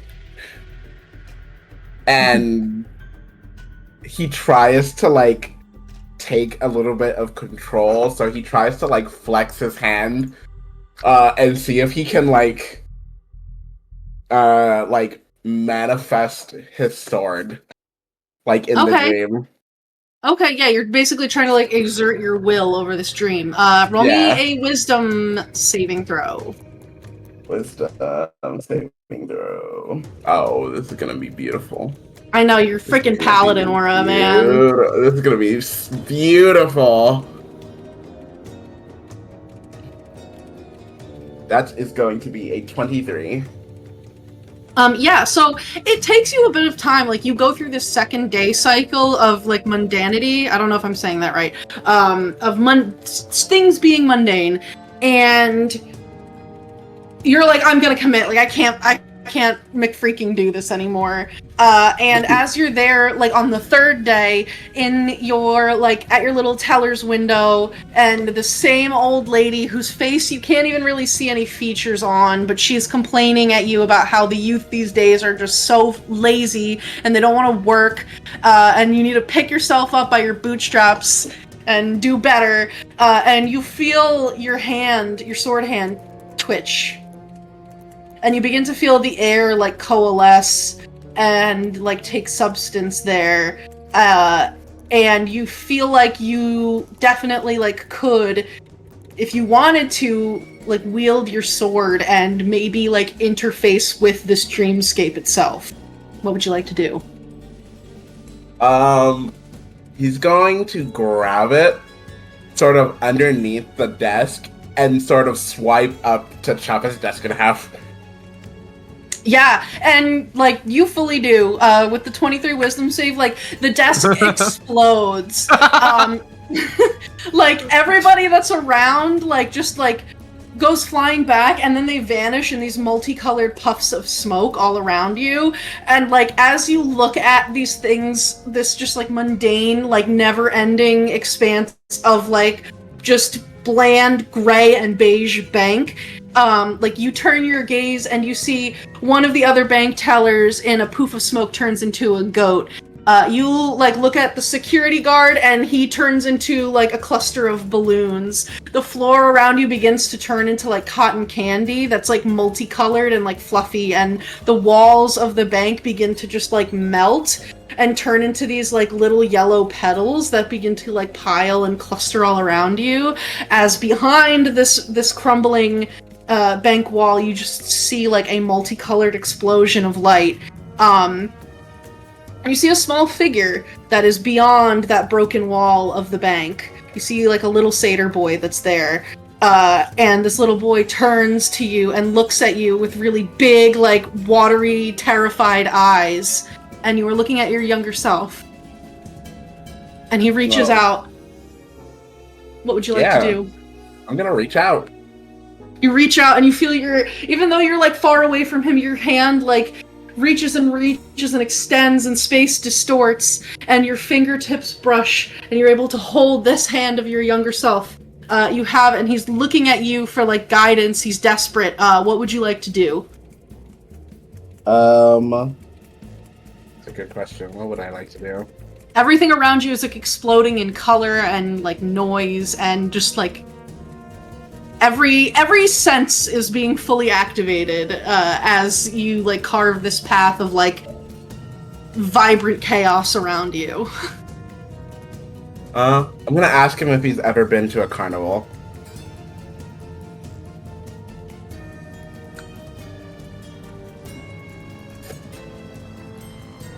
I didn't feel very good after. I went to a carnival and then I didn't get to go home. Then let's have a bit of a redo. And I'm going to just try to turn this space into a carnival. Okay.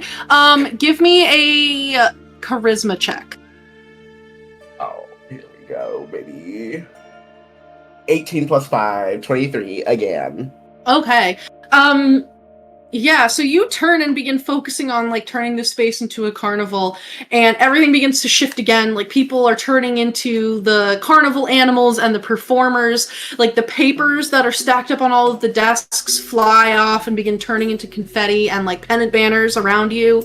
The coins like jump out and begin like marching around, and then they grow bigger and bigger until they like turn into like a long trail of elephants that weaves around the space as horses that are stacked with like dancers and acrobats leap around.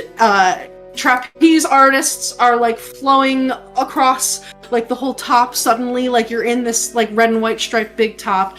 And you look back at your younger self and you can see that there is like trepidation and definitely like some fear and like hesitance there.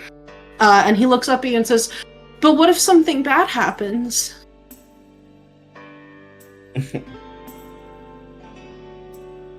Well, that's why I'm here. Will you protect me? Absolutely. Will you make sure that Granny doesn't hurt me anymore?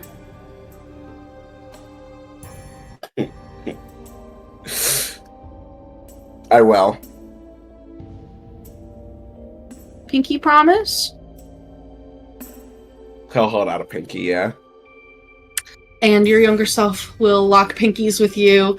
And you kind of like feel your consciousness like and the consciousness of your child self like merge, and you feel this like warmth in your chest, and you realize that like your entire body is radiating light. And it like becomes like the colorful lighting that like illuminates this big top here. And even though you are no longer yourself, you become the embodiment of like the joy and the whimsy of the space. And if you've ever seen the movie Paprika, where it's like all of the people like turning into a bunch of like crazy objects that like parade around in that moment, Yeah. it gets really freaky after that. But for the moment where it's fun and cool, like you kind of are inhabiting like the collective consciousness of this entire space, and it's very colorful and overwhelming. But it's fun, and you let yourself like fall into that. And you fall back asleep. Aurum. I need to change the music for you. You need... I don't get to just sleep and look at the stars. So, you open your eyes and you are looking at stars. These are not the same, not quite the same stars that you remember falling asleep under. Their positions are like slightly different. And you're not surrounded by the same trees anymore. Instead, you find yourself asleep amongst like the tall golden grasses that are very familiar to you. This is the Shining Plains, and it is nighttime. Am I like dreaming, or am I like here? Roll an intelligence check. Or a wisdom check. Probably wisdom. That's a nat 20 for a 23. Okay, you're definitely dreaming. With a nat 20, like, you are confident of that. And in fact, because you nat 20'd, you... I'll find a way to incorporate that. I will keep in mind that you had that. And you, like, you're aware that you're in a dream, but you also, like... There are parts of it that are not fully in your control because, like, the scene has been set. And from here on out, you feel like you could exert control.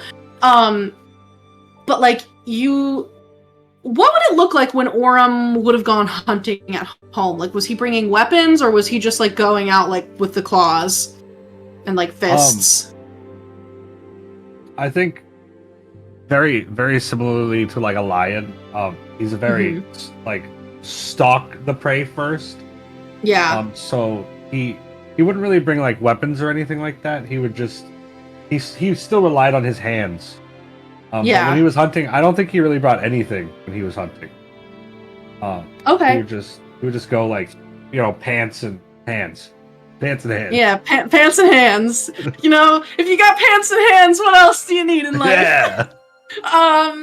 But yeah, so you got your pants, you got your hands, and you get the sense that, like, where you have kind of, like, come up, like, you get the sense that you're supposed to be hunting something, that, like, you had just woken up from, like, taking a break on a hunting trip, but you're pursuing some sort of quarry.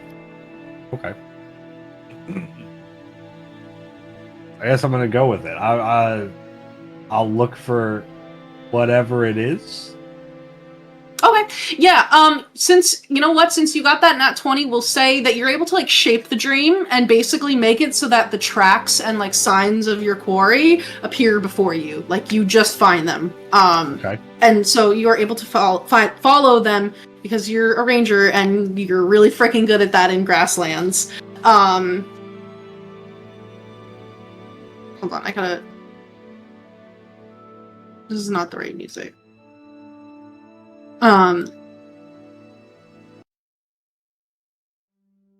Okay. You spend what feels like a couple hours tracking your prey. That's, standard. It's not, especially when you're taking that approach of, like, following and stalking and, like, finding the right opportunity, that takes time. But eventually you can see that there is this, like, shadow, like, this, like, little hunched, like, shadow near the base of, like, a lone tree out here in the grasslands. And it seems like whatever your quarry is, which is not quite clear to you right now, seems to have, like, settled down and is, like, at the moment stationary and not aware of you. Alright, I'm gonna sneak up on it. Roll me a stealth check. You can have advantage because you nat 20'd about knowing that it's a dream. So you can shape your dream around you as you stalk.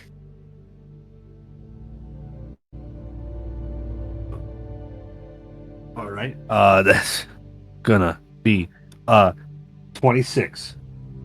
Yeah, your footfalls are effectively silent, and you're able to, like, move in such a way that, like, the sound of the grass that rustles because of your body, like, is happening in time with when, like, a gust of wind comes through and rustles the grass, so that, like, you're just moving completely quietly.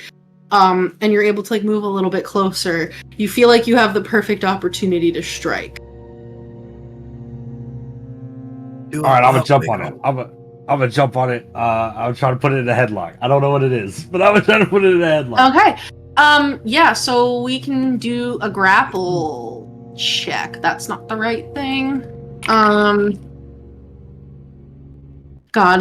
the new rules for grappling are very different. I still use the old ones. I mean, yeah, I'm gonna use the old ones. So you can make an athletics check. Okay.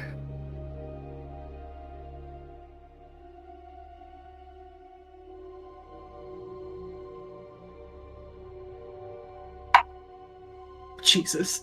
Oh, good. That's a 26. Yeah, you are successful.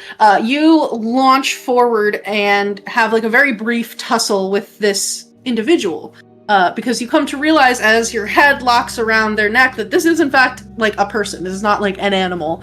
And you like hear them kind of like trying to speak, but their windpipe is like closed off, and they're like clawing at your arm, and like their feet are like, or hooves rather, are kicking in the dirt around you. Who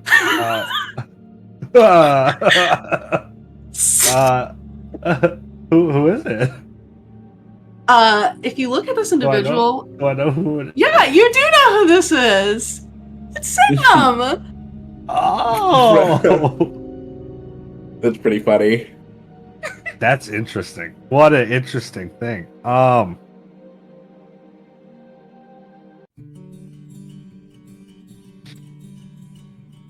He actually, squeezes I'll harder. make the music tense in case you want to. In case you want to kill him, you can. I'm not gonna attempt to kill Sam yet. Yet.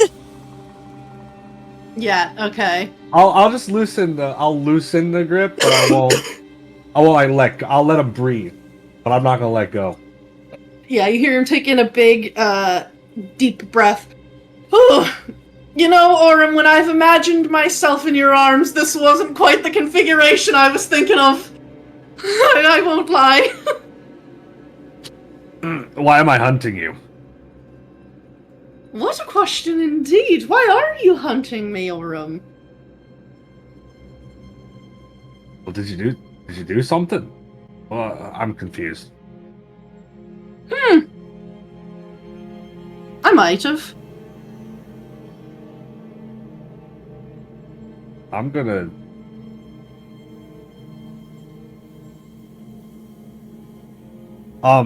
Because of my unarmed fighting ability, at the start of each of my turns, I can deal 1d4 bludgeoning damage to a person that's grappled by me. So I'm just gonna like squeeze a little bit because he's dancing around my question and do the damage. Now, what was that for? Well, You don't like that I'm being cryptic?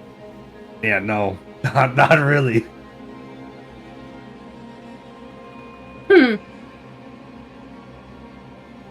We're friends, right, Aurum? You remember when we made that deal that we'd be friends? I mean, I do, but I don't understand why I would be hunting you right now unless you did something wrong. Interesting. Have you ever considered what it would be like to kill your friends?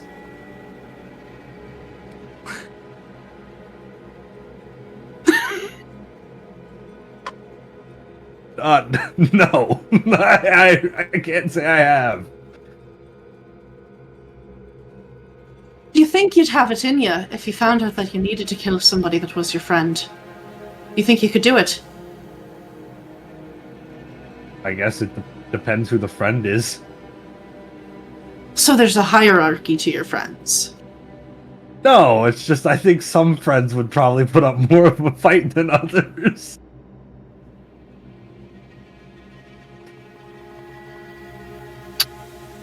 I wouldn't want to kill them. I see.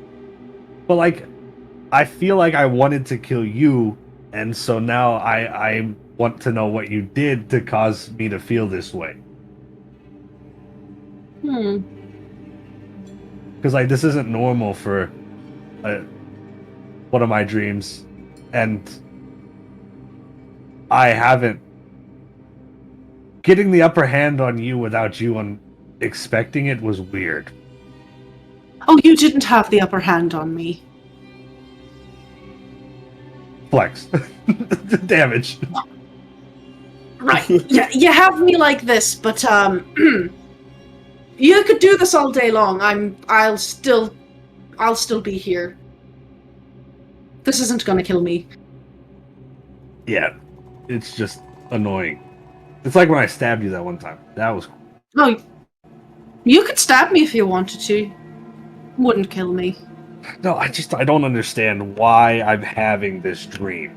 Normally my dreams have some sort of meaning from what I've seen, and this one doesn't make sense. Do you know how to kill an archfey? Aurum?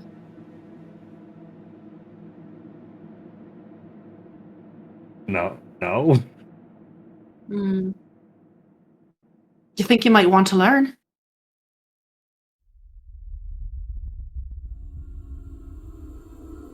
Is Sam Yeah? plotting my death?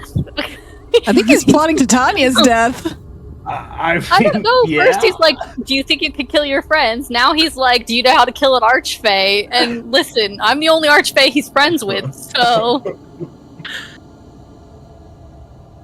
Sorry, what you said? Okay.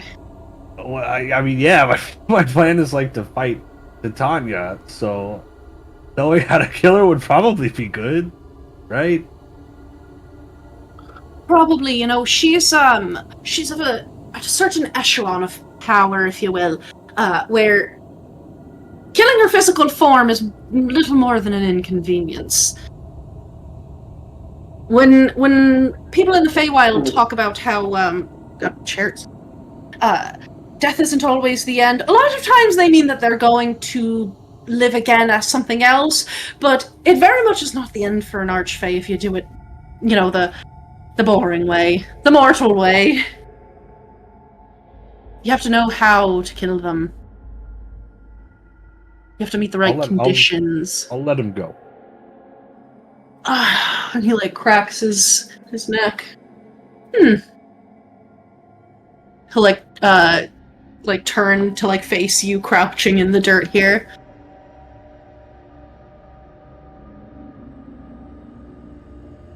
So you want to kill Titania? That one's obvious. Yeah. You'll have to find out how to kill her. Yeah, I thought about not coming here with everybody and just going to live in the summer court for a little while until they came back. But I felt like I needed to be here for some of the things they wanted to do. So I'm here. That's for the best. I don't think you're strong enough to kill Titania yet. I wasn't know. Gonna kill her right away. I was told I needed to learn about the summer court, and I thought living there would help me learn.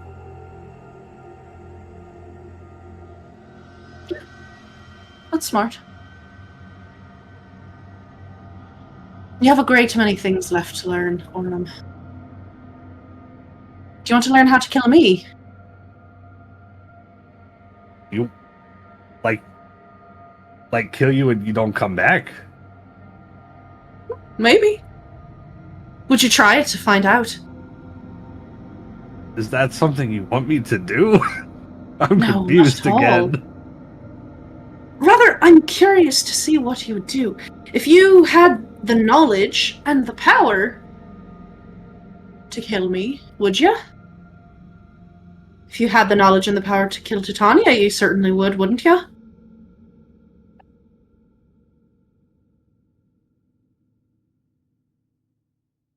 It depends. It depends whether or not you'd kill Titania, or it depends whether or not you'd kill me. Well,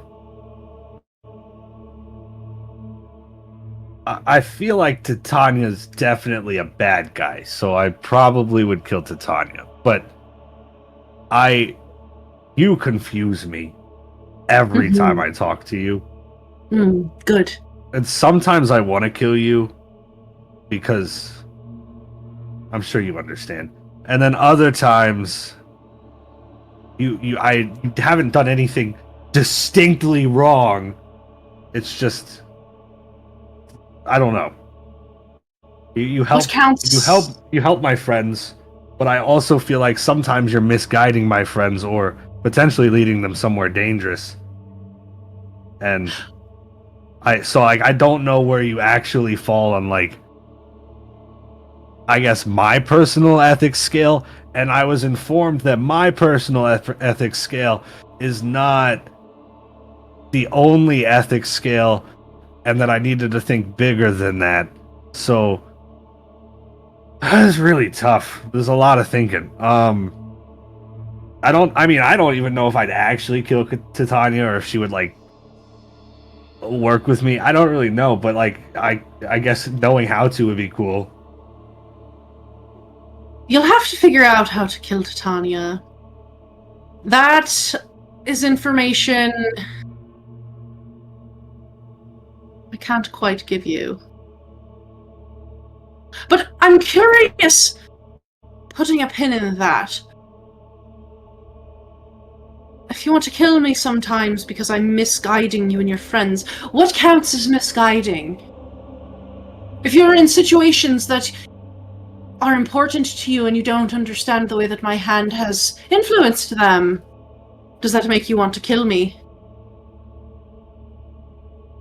No, I think I don't. I really am kind of confused, but I think I think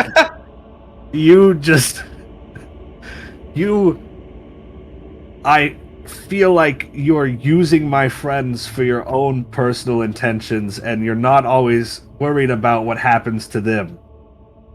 I feel like that's a big problem I see in the Feywild is everybody is so selfish. And Mortals I feel are like playthings. you exactly, that makes me want to kill you. Because you are that selfish person a lot. But then you're very selfless sometimes, and I'm like, maybe he's okay. And then you say mortals are playthings. Oh, this is so hard.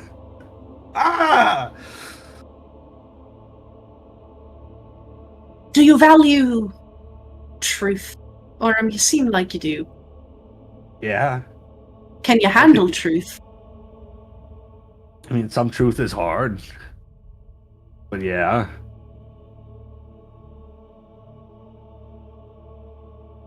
Would you like some truth right now? In the spirit of our friendship. We're on the material plane after all. We don't have to make a bargain if you don't want to. Wait, you're on the material plane too? We both are, in a manner of speaking. Oh. In this moment. I didn't know if the dream world counted as material plane. That's kind of neat. Sure. Close enough. For all intents and purposes, we'll count it as the material realm. It's not quite the Feywild. It's something else, but close enough.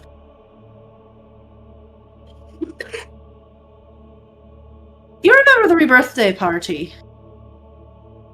Yeah, I wrestled a frog person and got a water bead on my forehead.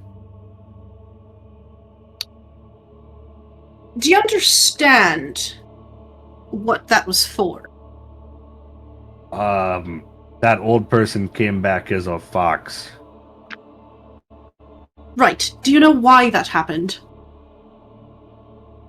Because they were being reborn?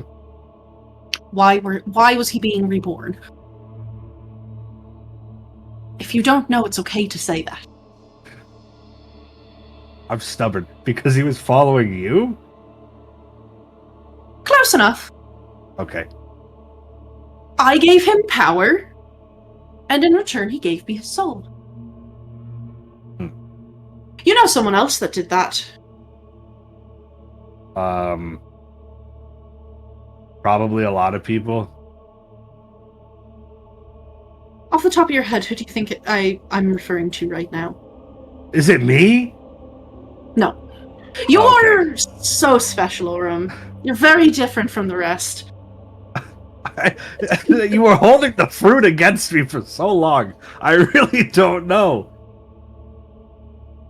Well, so let's see. It's not Clover, exactly. I gave her power, but through a different vessel, I put a bit of myself in her and changed her blood. Now, where did your father get his power? Or,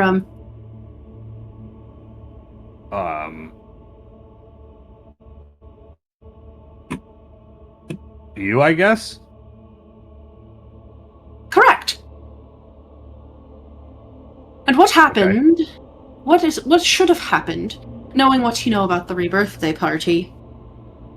He should have been reborn as a fox.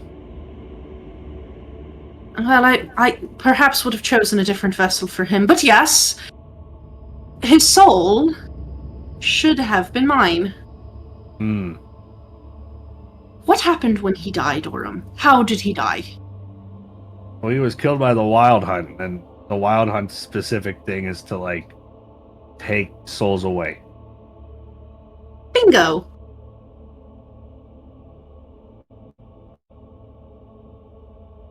What do you do with the souls after you get them? Like, if they're not reborn? A great many things. What does any being do with souls? I don't put them into coins, if that's what you're worried about. I'm not a devil. I don't force them to become soldiers in my wars the way that can happen with fiends. In a way, I let them live again. My preference is that they are reborn into something else, something new. Be that a Relimer, the fox that you saw, or something different. I like to give them a second chance to be loyal servants. Do you pick people's souls on purpose?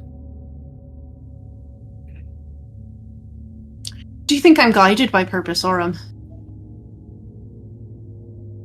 No. Huh. Then I guess the answer is no. Do you have Dawn's soul? Not quite.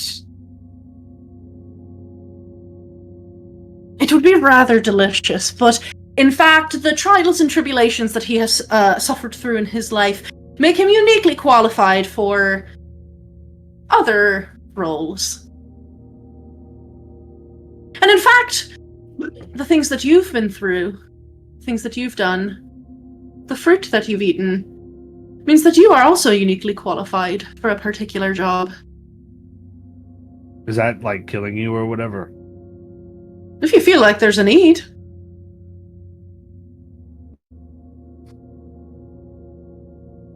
I'm kind of confused as to how any of this conversation ties together. I'm not going to lie to you. I'm good at puzzles sometimes, but I feel like I'm completely lost. So my dad's soul was supposed to be yours, but it wasn't yours. It got taken by the Wild Hunt. Also, I can kill you, I guess.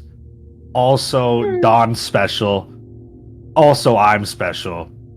You can't kill me yet. You don't know how. Right. But you weirdly want to tell me so I can try to kill you. Maybe. If you understood the purpose of this conversation, then I'm not doing my job right. Now give me your hands. And he'll hold his hands out. Is there a reason I'm giving you my hands, or... Is there a reason that you do anything in your life? Is there a reason that you were born? I mean, I think so. Then there's a reason to this. Give me your hands. He cuts your hands off. No. There's a reason. There's a reason. He takes your hands and he puts them over your ears. So that you can't hear anything. And he puts his hands over his own ears. I have headphones on. Ha! I don't know what you're saying. He grabs your wrists and pulls your hands away. And he puts your hands over his ears. Now you have your answer. And he flicks you on your forehead. And you fall into the darkness. And you start awake as early dawn light is like slowly beginning to cascade through the trees here. Waking up with perhaps far more questions than you had when you went to sleep. What does that even mean? We're gonna need to rewatch the VOD and read her lips. Oh, I wasn't mouthing anything. It was just like, okay, can you hear me, Aurum? Watermelon, watermelon, watermelon. But yeah, so the group of you have all long rested. Like Dolphin is just going.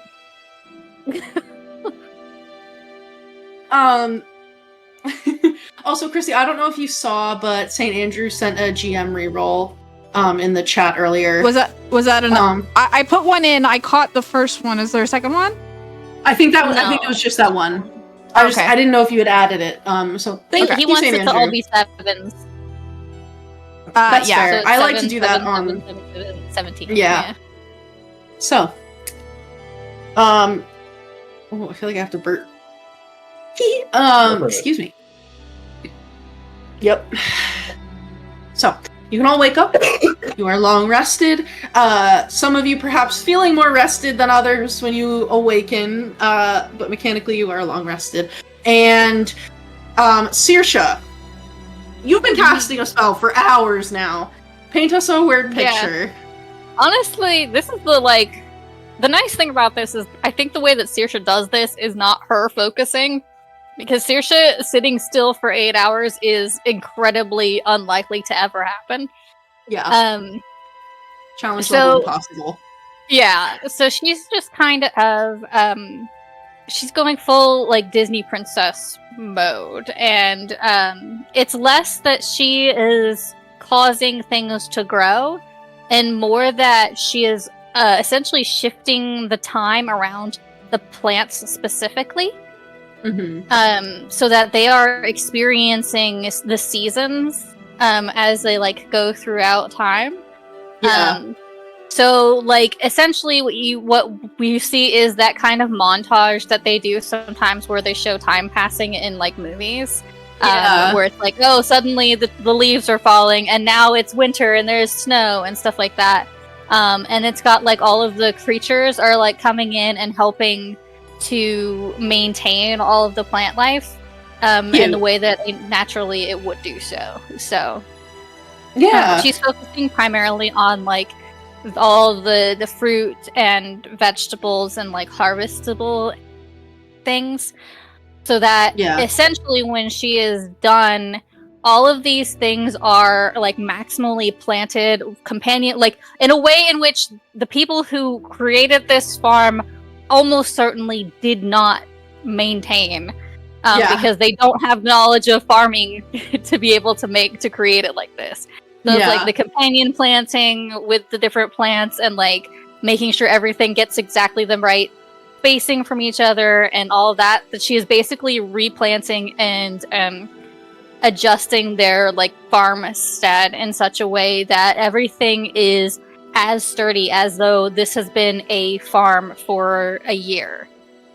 Okay, yeah, for sure. And I think there's probably some little fruit tree saplings that they had that they probably realized after the fact oh, this thing's not going to make apples this year. Yeah, so you get those rapidly growing, and I think you can almost establish a food forest where it still has some of the chaos that the satyrs have done, but it's everything is fulfilling its niche and to where it all the crawler the plants that crawl and climb are going up the trunk of the tree, which is shading the plants that can't handle full sun, and then the things that need the sun are further out, and you have your taller shrubby things protecting the smaller things that grow on the ground, and have it all set up so that everything is working perfectly in tune.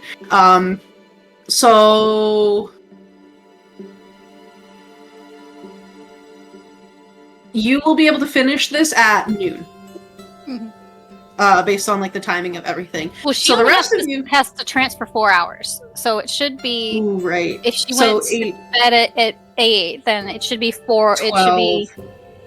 Yeah. Okay. So yeah, so we'll say that you can. Yeah. So then you can do it at 8 a.m. So probably right when everybody's waking up to the smell of eggs sizzling on the griddle, the sweet scent of pancakes and waffles being made, and you begin to hear an increasingly loud cacophony of clattering silverware and dinnerware, and voices as some of the satyrs are coming out from the different homes, and they see you. A lot of them are super hungover, so they watch this rapid seasonal cycling of plants magically before their eyes and are I need coffee. I can't deal with that.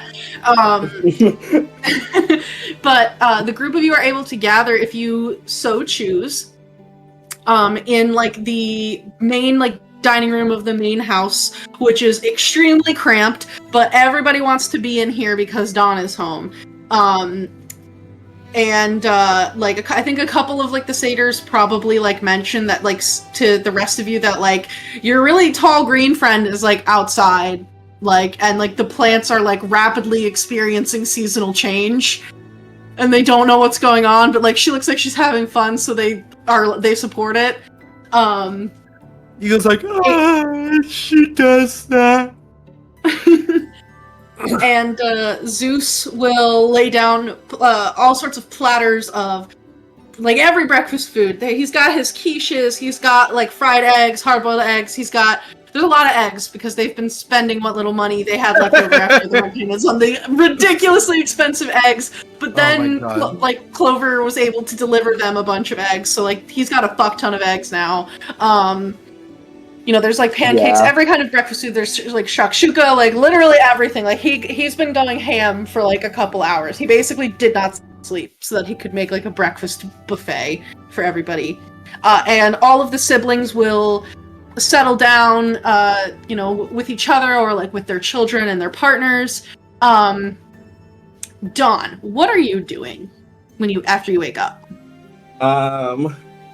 Don wakes up and he immediately will sort of check over the thing that he stayed up a little bit late to write last night and sort of tuck it into a pocket or something, and he will come out with the intent to give it to his dad and then obviously get caught up in dealing with all of his siblings, so he doesn't give it to him immediately. But he's mostly he's like in that mode he gets where he's like, I need to make sure all of these people are, enjoying themselves and aren't like about to jump into a pit of snakes before I can continue on with my business. So he's just idling around the kitchen and like the dining area with all of his family.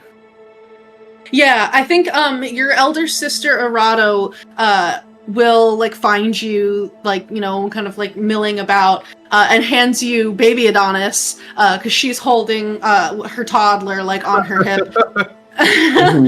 And I think she will say to you, do you have a second to talk? Do I? He kind of like looks over her face to see what kind of expression she's wearing before he says yes or no. Roll an insight check. Oh boy, he's bad at these. Yeah, that's what I thought. 5 plus 2 for 7. Well, she rolled a 4 for just like a kind of like baseline passive, like not even deception, but just to like see how well she's masking. So you are, despite the very bad insight check, able to tell.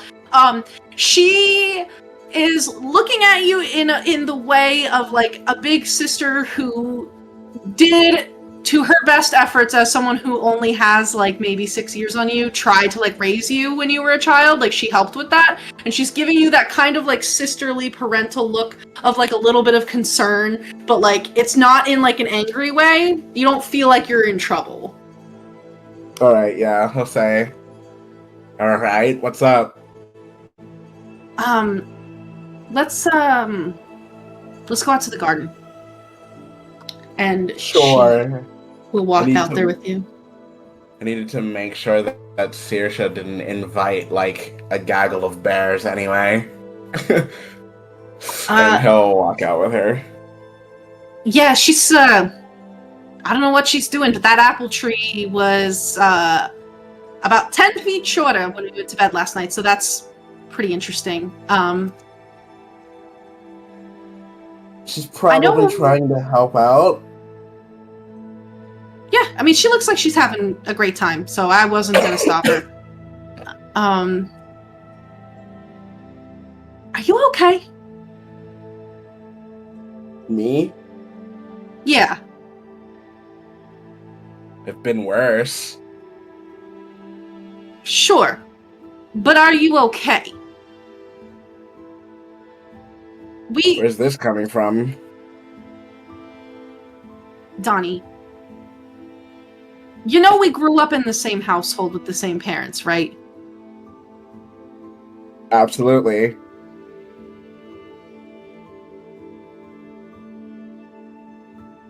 And I know that you were gone for a while and we were worried about you. We knew that you'd been in the Feywild. And, you know, I mean, a lot of satyrs that go there have a lot of fun. But I just wanted to make sure that you were okay after being there. I know that it's not the kind of place that I would have... agree with me. Right. Is what you're trying to say. It doesn't seem like the place that you would choose to go to. And then you come back, and lo and behold, you're faced with the incompetencies of our parents that have compounded over the past almost year. Yeah. I understand that I'm not as smart as you, Donnie, but I know what it's like to grow up with the two of them as parents. It was not easy for me, and I know it wasn't easy for you. So are you okay?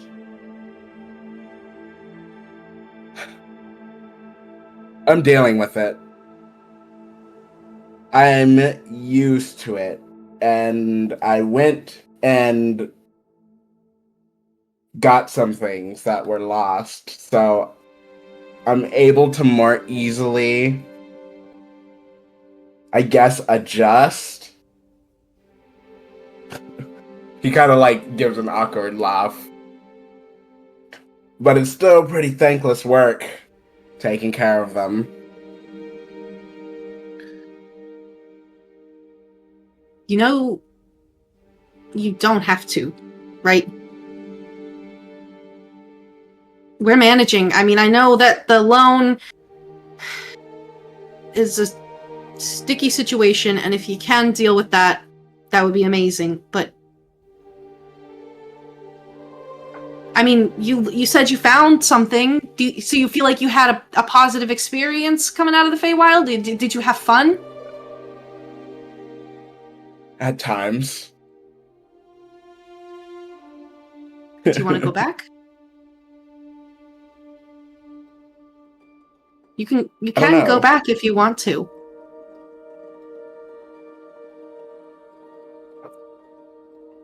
I don't know. I think it's nice being there and not having to deal with things like money and starving and taxes and house ownership and all of that stuff. But I also like being grounded. When you're in there, there's not really a thing such as being grounded.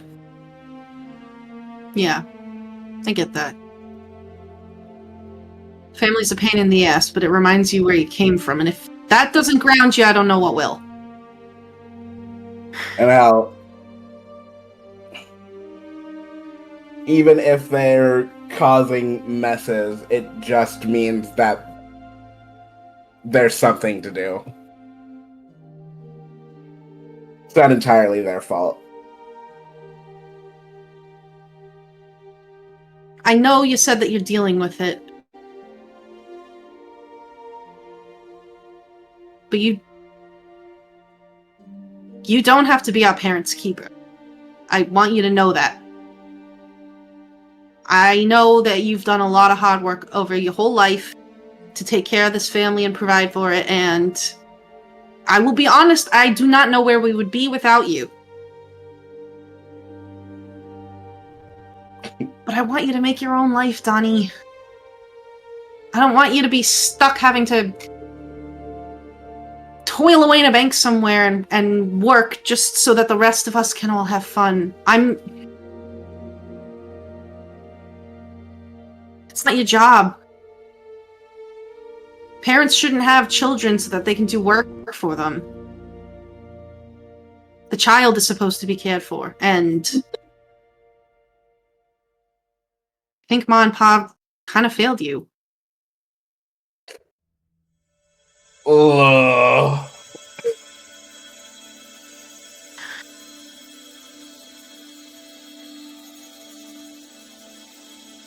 Look, I'll cross that bridge with them when I get to it. I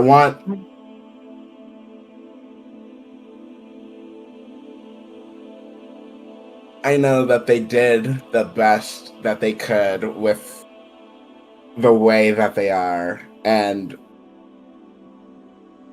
I'm not the type of person who's willing to just deal with the hand they dealt me anymore. Mm-hmm. But he kind of like looks around at all the farm and like all of the like overgrown plants and stuff. And he says, just because I'm not willing to deal with that kind of treatment anymore doesn't mean I'm also just going to up and leave them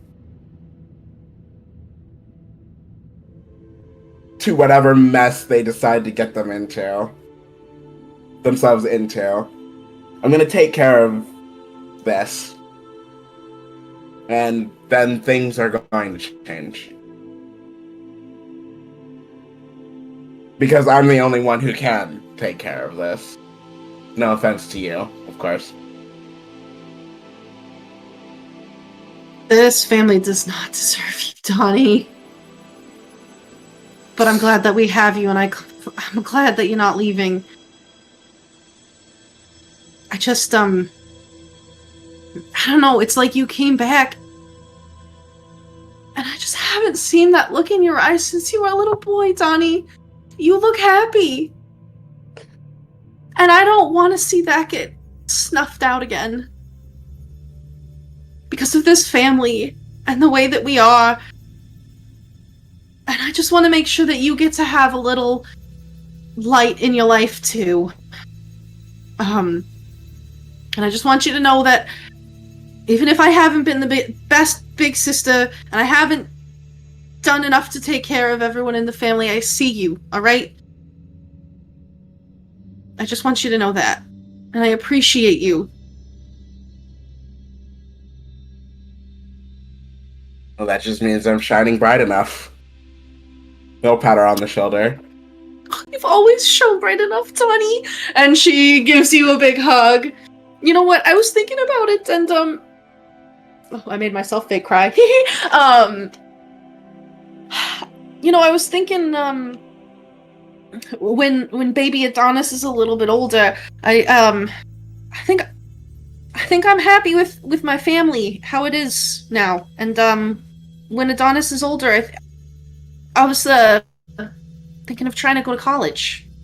I don't know if I could become a banker like you, but I honestly, like, there are some things that you can do to be more responsible and stuff.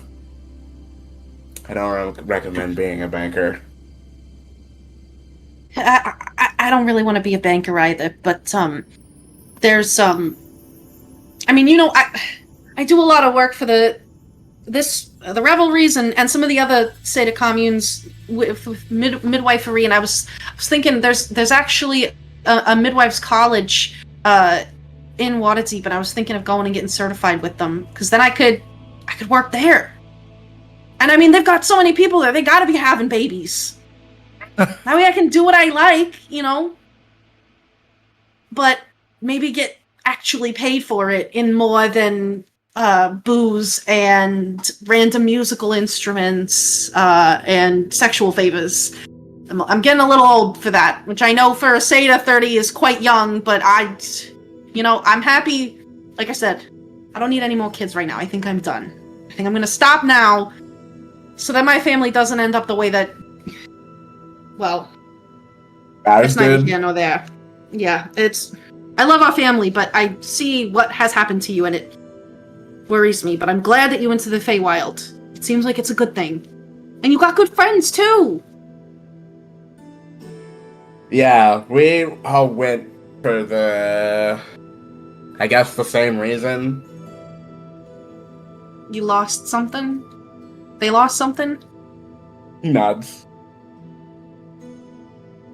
Well, except for her. And I'll point over to Saoirse. She's just normal cursed. Well, from what I hear, based on what she was, telling some of our sisters, it sounds like even if she hasn't lost something, she's got a few things that she needs to gain. Mainly this hunk of a winter prince that I've heard about. Whew! Look, I don't know. If I hear the way that she talks about her, she doesn't seem to really like him very much. Yeah, well, she just talks about him a lot. And the way that she described him, he seems like an interesting guy. She's an interesting gal. But He shrugs. And he says, Go ahead. I don't know anything about having a crush or anything like that because I've been in offices since I was 8 years old, basically. So You never had an office crush? No. I mean, I remember at least 1 or 2 or 5 or 7 or 10 times people from the office would want to invite me out to drinks, but, I had to crunch in that overtime. Oh, you better not say this to Ma. She'll have a conniption if she finds out that you were getting invited on dates and saying no to them to take on more work. There's a reason why I didn't say it. Yeah, I'm glad that, you did that, but not to give you the spiel that I'm sure you've heard from Ma thousands of times, but have you considered now if you feel like you learned something in the Feywild, have you thought about finding someone?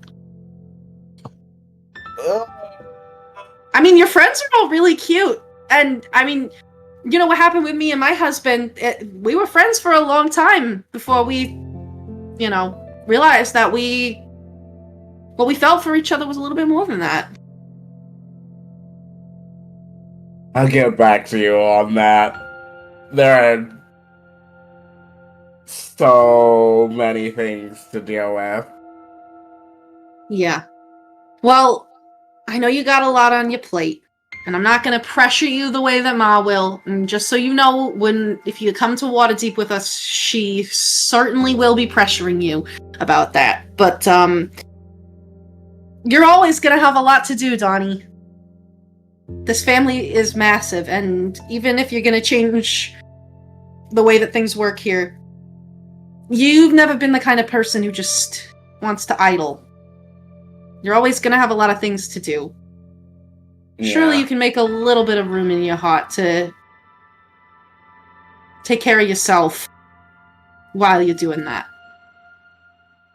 Doesn't have to be a distraction. In fact, it might even add to the experience of whatever it is that you have to work on. Yeah, you're sounding like Ma.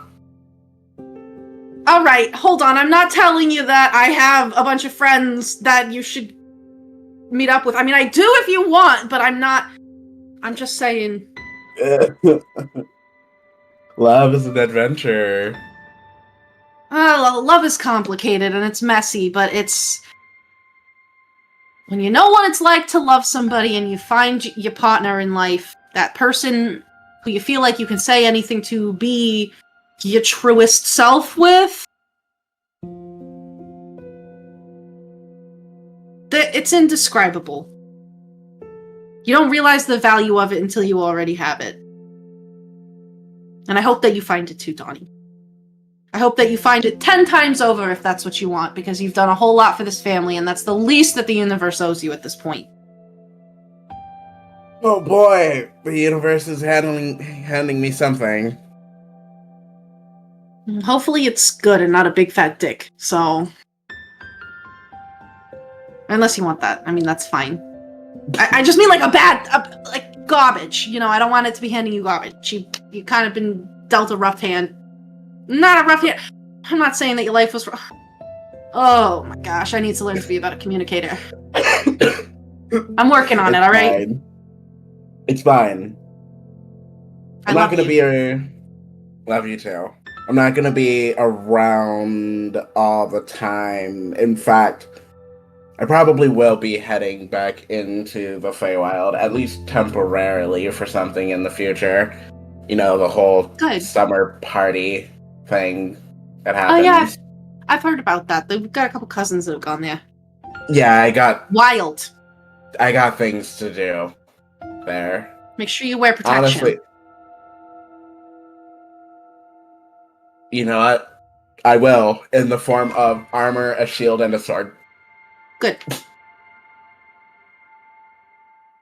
But I'm gonna make sure to take care of this stuff before I go. I've been getting into, you know, what Ramses has been doing. What? Or rather, who Ramses has been doing? I meant like the profession, not the adventuring. The adventuring. Yeah.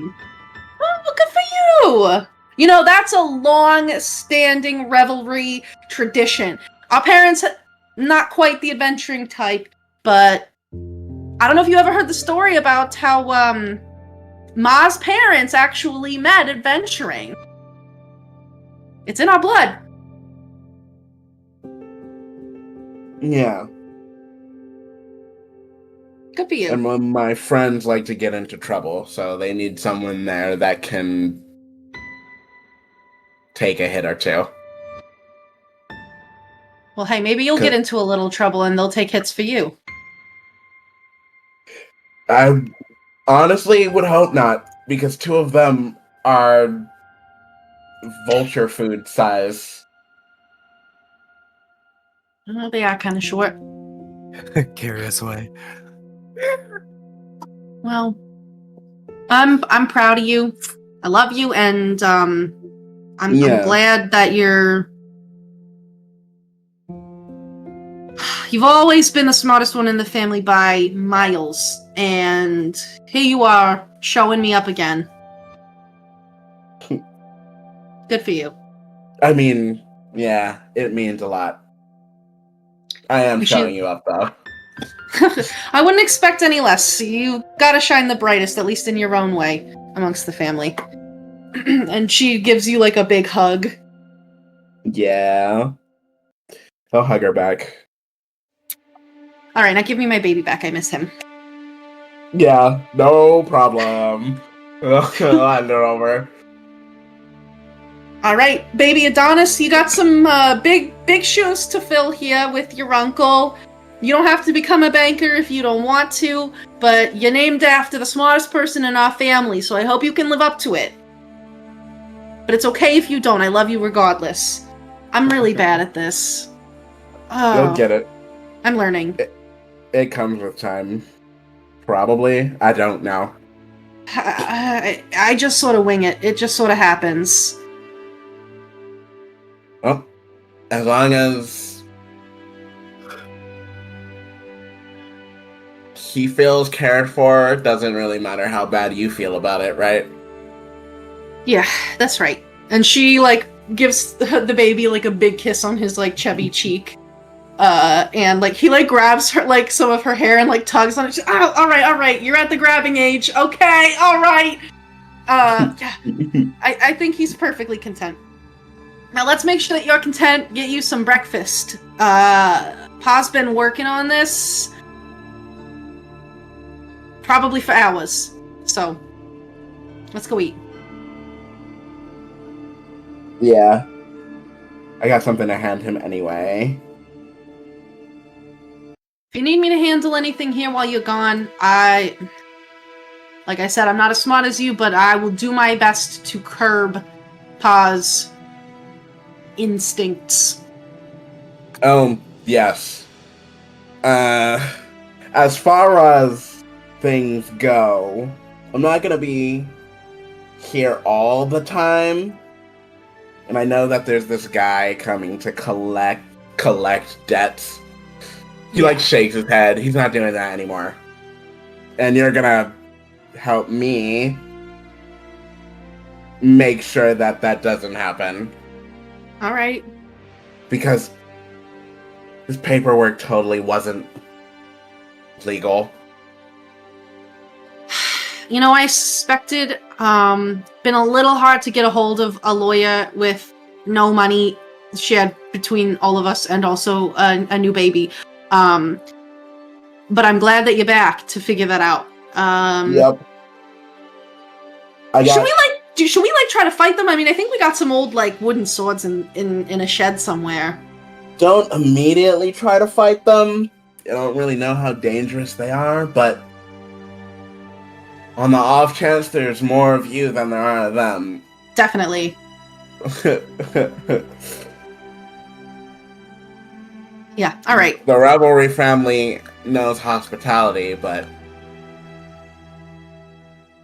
they also know how to make an army without realizing it. Yeah. Just don't let them do that anymore. If I'm not there. Even if I am there. Yeah, I'll try to get it through to Dad. But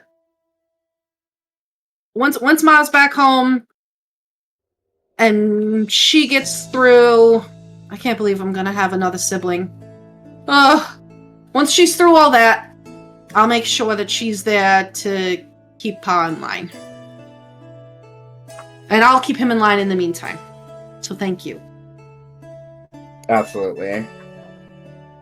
And the two of you can head back inside, where everybody who wants to can have breakfast. I think a lot of the sisters and also the brothers are just asking all of you guys who are present at the table questions about what you've been up to, and they want to hear all of your stories about things that Dawn has been doing. And then they start telling you stories about when Dawn was a little kid, how one time when he was a baby, he went outside and tried to eat dog poop or something because he was oh my god, no. Listen, as somebody, I'm about to embarrass myself on the internet. When I was a baby, I ate goose poop. Ew, why would you do that? It's all grass. I was also a baby. Yeah, it probably looked like it tastes pretty good. I think mine was I tried to eat goat poop because I thought they were raisins. Yeah, man. Kids are weird. I don't know. Sorry, I don't have a relatable eating poop as a child story. I didn't. Mom stopped me, but I was My very mom stopped confused me a little apparently. too late. Oh, shit. Oh no. But yeah, so they're telling all these embarrassing stories about Don when he was a baby. How he couldn't take a bath unless he couldn't do anything at first unless Ramses was there, and then as he started getting older he was a little bit shy, and Ramses was very outgoing, but then Don would get really mad when he wasn't the stars, so he went in super hard on learning the yarding and turned out to be even more musically talented than Zeus, who is the top talent of the family musically speaking, solely so that he could just have people fawn over him, and also that he was always taking care of the younger siblings and things, just funny stories about him. Yes, whenever they're telling an embarrassing story, Don will glare at them from the background. He can't really do anything to stop them. I think Aurum wasn't at breakfast, but would stumble in now. He's very tired. I think after he had that dream, he didn't sleep well anymore. Yeah. And I don't think he would pay attention to anything that's going on. He would just say, hey guys, I kind of need to talk to everyone. Are you okay? I'll stand up and walk over. Yeah. I'm okay. Does he look okay? I think we need to I think we need to have a conversation. Okay, yeah. Yeah, I don't know. Does Aurum look okay? Does Aurum look okay? I think it's a very I'm okay, but he's definitely not okay. He's very confused. Okay. Ego because she woke up so scared from. I think that was one of those like woke up before a lot of other people. The only person who was probably awake was probably already Saoirse casting the spell, and it was just one of those like not being able to go back to sleep kind of things. Thrust into just like, I'm just gonna surround myself with Dawn's happy family because it just makes everything feel better. And so was your jeez, the music is so I don't know why it did that. I don't know why it did that. It got so bombastic. But like was there very early for the eating and everything. And I think some of that fear reflects in like, oh man, you know, I know all this cool magic stuff, but like I understand, and I'm in a coven now. Maybe I need to start imparting some of my knowledge, you know, just in case something happens to me. So during this breakfast, I had maybe pulled Urania aside, and I've been trying to teach her how to do prestidigitation.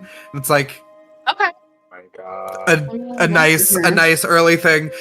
I was basically like, I've let her take a little peek into my spell book, and I'm like, so Ego like looks at some of the dirty dishes, like, try. Okay. Yeah, so it takes her a couple times and she starts like getting a little bit frustrated, and you have to like kind of gently like guide her back into it. But she stops at one point trying to copy the gestures that like you are using to clean a dish, and instead takes her one of her paint brushes and like closes her eye and like holds it up, and then takes the brush and like just kind of like wiggles it as if she's like wiping a dish Disney clean Channel? like, from a distance. Yeah, it's kind of some Disney Channel, but it's like she's trying to like paint the magic. Wipe it away. And you see some of the dirt kind of like falls off. She does not fully cast prestidigitation, but like there's something there. Some of the dirt falls off of the plate. You are in a magical family, but I noticed that none of you actually practice magic. I think that this is something you could do.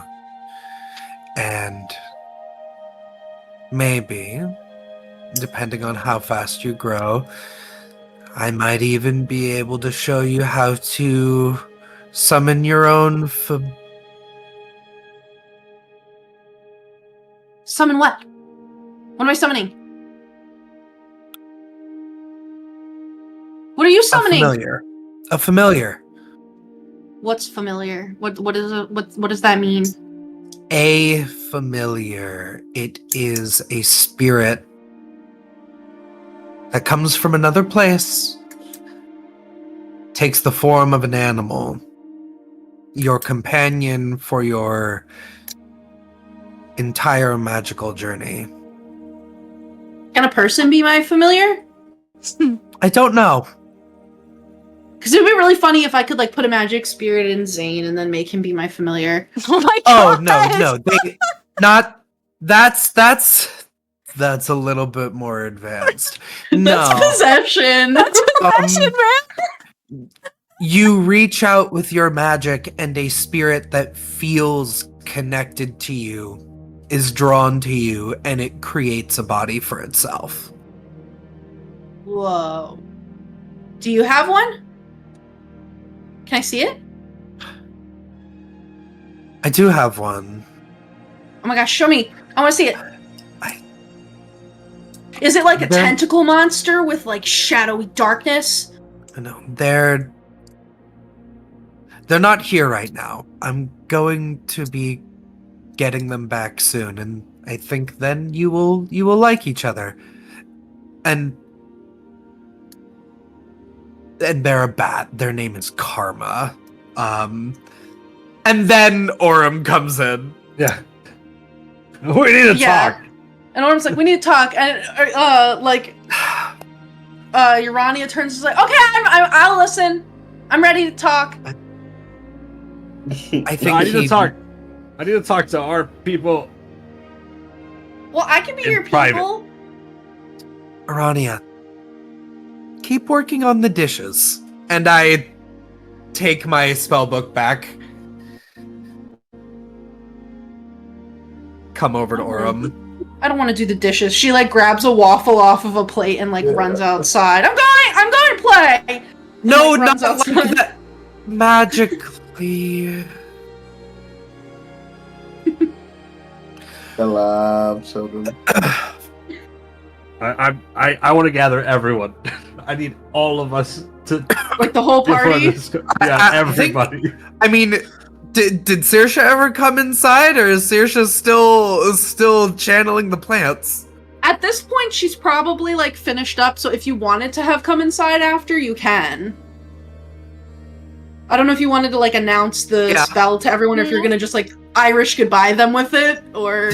I mean, if people have questions, she'll answer them, but mostly she's just like, all right, I did the thing, and now I'm good. So she's gonna like come in and they have like. Somebody probably already put a plate together for you with like a little bit of everything. There's like pancakes with like clotted cream and like strawberries and jam and like all of this waffles with syrup and like I think one of the sisters is probably like, you seem like somebody who'd really like sweets, so I got all of the sweet things on this plate, but in case you are feeling a little different today, I also did a savory plate for you. Oh no, sweet, for sure. Did you happen to like read that novel that I gave you, the Enemies to Lovers? I mean, I guess it would have been hard to like read it in one night, but I couldn't read it last night. I was sort of working on something outside, but I'll read it tonight, for sure. Yeah, let me know what you think. You can be one of my ARC readers. Oh my god, an ARC reader! Don't know what that is, but I will be happy to do that for you. Yes. Cool. But then Aurum will come in, and the group of you, if you would like, can exit the space and like go outside or into like one of the bedrooms, wherever you feel like. And you are alone. If you do you want like Juniper, Love, or Star there? Because they are also technically on the also Grandpa's here. Grandpa Yoshi is also here. No, I was gonna say I didn't want to like because Aurum needs some like solo time, so I wasn't gonna interrupt. But this whole morning, like Clover's been like focusing on Grandpa before she feeds herself, so she made sure he was taken care of. And I feel like she was like leaning over Grandpa, like helping him like cut up his waffle or something, and Aurum rushes in and she's like, "Oh, hang on," and I go see Aurum. Yeah, and like after like you give the utensils back too, and I will say then he starts like cutting up your food on your plate for you. Oh, Grandpa. But yeah, you guys that's the thing to do. You can hop into like a little side room. I don't think there's any way for me to put this any less blunt than I'm going to, but I think Sam wants me to kill him. What? Oh, well, that doesn't seem very likely. No. I had a dream where I was hunting something at home, and I put Sam in a headlock without him even noticing me. And that was surprising to me, because Sam seems to know everything most of the time. Right. So him not noticing me was interesting. And then he proceeded to ask me... Well, first he brought up that we were friends again, and then he proceeded to ask me if I would kill any of my friends. And then he asked me if I wanted to learn how to kill an archfey. And then he asked me if I wanted to learn how to kill him. And I'm seeing where you got the thought. Yeah, that's yeah. That is very, very direct for Sam. Yeah, that's very direct for Sam. And he told me that Dawn is special. And he told me that I am special. Okay. That is like that is like doing the like sweating like side eye thing of someone who's very.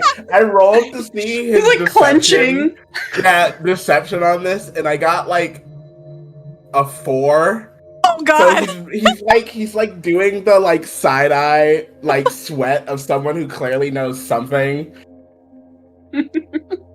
I mean, But I think he also told me how to kill him,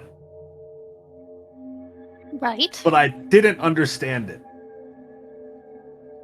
Okay. Well, I mean, if he really, really wanted you to kill him, he would have told you exactly how to do it in a way in which you would understand, I think.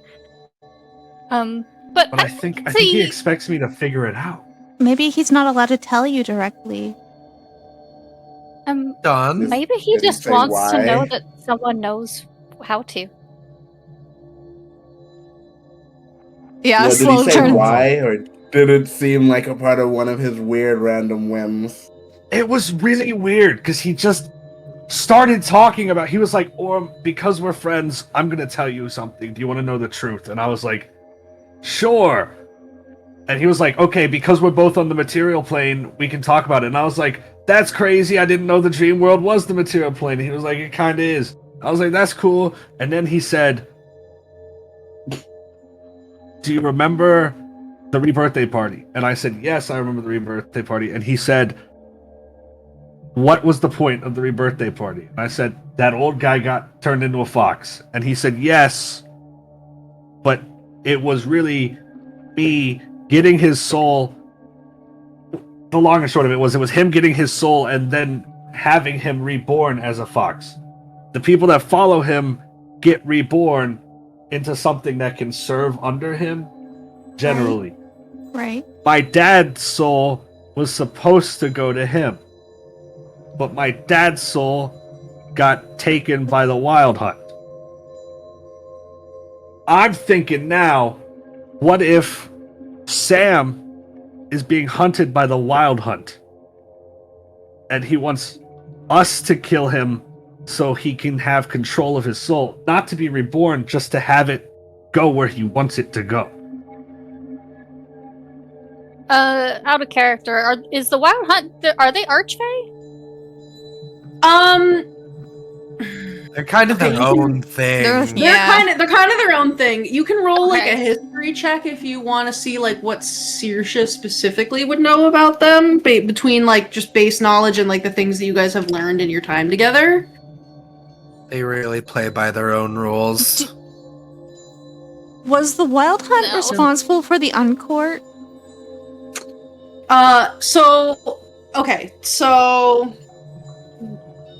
Yeah, so you guys they're not Archfey. Right. If they are Fey, whatever they are, it's like not they were mortals. Because I believe you guys know that they were people that were associated with the person that Ego was the first time. And like they are not quite easily categorized.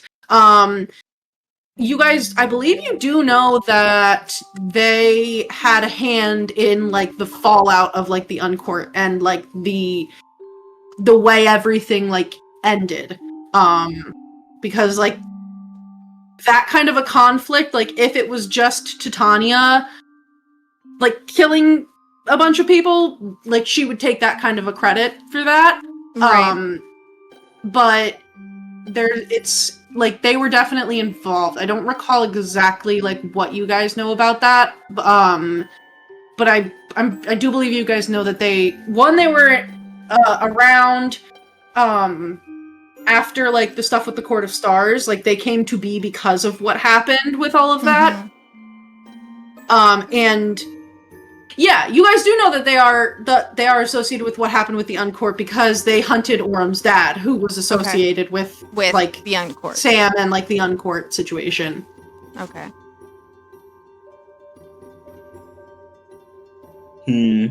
Sorry, it took me a minute to get there mentally. No, you're good. I was just trying to like confirm my suspicion that I was like, okay, so it is connected. Okay. Yeah. I mean, I believe you, Aurum. Dawn, are you okay?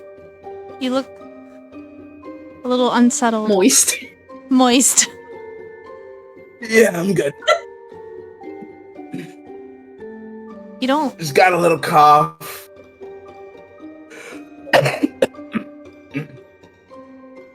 Are you surprised by this? Has Sam said anything to you about this? Like, this is pretty direct No. even for Sam. Mm-mm. No. Okay. Should I try to kill him next time I see him? But we don't know how. I definitely don't think so. No, I don't think it's that. I mean, if he's saying something to you directly, it's not the thing. He doesn't mean the thing that you think he does.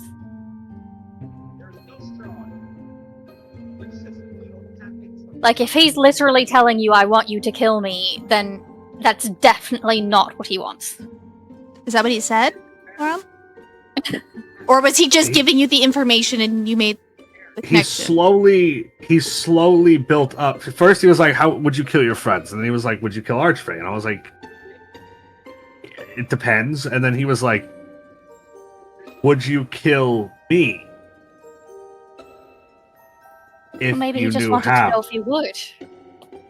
And I was like, well, maybe. And then he told me how to kill him. Yeah, But you 'cause didn't he wants to know understand. whether or not you would do it. I understand that he likes to act on his own whims, but he normally has reasons behind the specific method in which he does things. So I do feel like the fact that he's going through that line of questioning is more deliberate than just wanting to know. I see. I'm good at paying attention to people, and he wasn't talking to me like he normally would talk to me. He wasn't trying to be cocky. He wasn't trying to make jokes. He was being very serious, almost asking me for help. Well, there's the extra point of the fact that he's specifically asking you. Not me, not Saoirse, a powerful archfey in her own right, budding. Not Dawn. He didn't ask you to kill him, right, Dawn? No, he didn't ask me to kill him. And Dawn's his champion. He asked you. He told me that the fruit is the reason that I would be able to. That I ate. I think. Which thing that you ate is this? You've There's eaten so many things. so many things. At the rebirthday party, when I led the dance, I ate the Fey yes. mango. Right. And he said me eating the Fey mango was a component of me being able to kill him. On top of the other thing I have to do, which for some reason I have like a sense of guilt telling anybody else about, so I'm not going to tell you how specifically to kill him, or like the hint he gave me, but because I feel like it's kind of personal. I don't really know. Me personally, I feel like it's kind of personal, and I Okay. think it's fine then, we don't know. I'm What? not in the mood to kill Sam, so it's fine. I don't No I don't reason to think kill I Sam. need anybody else. I think I have to do it by myself. But I'm not saying I want to kill. Sometimes I want to kill Sam. But I'm not going to say. I think he's asking me to kill him. I think there's multiple factors at play. We need to understand, not understand, we understand it, sort of. We need to remember that death in the Feywild is everything but just dying. He might be indebted to somebody. He might be Right. bound by certain powers that relinquishing his current form would free him from. He might have things that he owes that he doesn't want to give. He might have found, or is trying to find, some kind of loophole. And there's also the significance of, yes, your father was promised to him, but then he didn't get him. And then you promised yourself to him. You ate the fruit. I'm not promised to him. I asked that. My soul doesn't belong to him. Don's soul doesn't belong to him either. That's mine? No, he just said he's in your blood. Okay. That's a whole other thing. All right. There's still the significance of, he said you. It has to be you. I don't think that's because you're the only one that's thinking about doing it. It's probably some connection with your father, and then again, he said the fruit. If I wanted to wax poetic about it, I'd say something along the lines of, you are the fruit of your father, you consumed the fruit, seed, regrowth, rebirth, that whole thing. Yeah. But he also seems to believe that if I wanted to, I could figure out how to kill Titania. Okay, just real quick, can we not use her name when we talk about her? Because that's She can hear us here I too? know we're not. I just feel like we should be in the habit of not using it. What do we call her then? Big Tit. Just the Queen of Summer, or the Summer Queen. Tin Can. Truly anything else. Tin Can. Sure. Tit. Sure. Tin Can. Lady Just, Tit. just I just feel like it's bad practice to be actively using her name Yeah, that's fair. all the That's time. fair. Yeah, that's fair. So he thinks that I could kill Tit if I wanted to. Okay. I Is that So- also you- related to the fruit, or just you specifically? You also keep doing magic things by eating things, and I keep trying to explain to you that doesn't work, and then it does work for you. So He's maybe kind of you like a can, sponge. Maybe you can consume Big Tit. You just eat it. Oh, I've also realized. Did you wait? Actually, hold on. I Hold don't on, think I can get Tit Jamie? in my mouth. I don't. Jamie, did you wear that fucking shirt on purpose No. No, I didn't. What is to good? play this character and having this conversation? It's good. I just noticed that you're wearing that shirt. That's so funny. Yeah. No, but Here's the thing, though, is that Sam. The tree that I'm growing is for Sam, and he's promised to look after it, and it's not even nearly grown yet. that doesn't So mean it that he doesn't- has to look after it as who he is now. Right, but I'm just saying, as like, it doesn't seem that he's planning to die soon, as he still has to look after the tree. I have the information right now to kill him if I figure it out. Right, but that's what I'm saying, is I don't know that he wants you to kill him right now. Because it seems like he has plans for the future. Well, who simultaneously makes plans for the future and plans to die? Old That people. seems counterintuitive. I don't know. That doesn't sound... I don't understand why he would give me something so big for nothing. He said we are on the material plane. For nothing. I can give you this information. You don't have to give me anything. He told me how to kill him. He told me all of this stuff and didn't ask me for anything.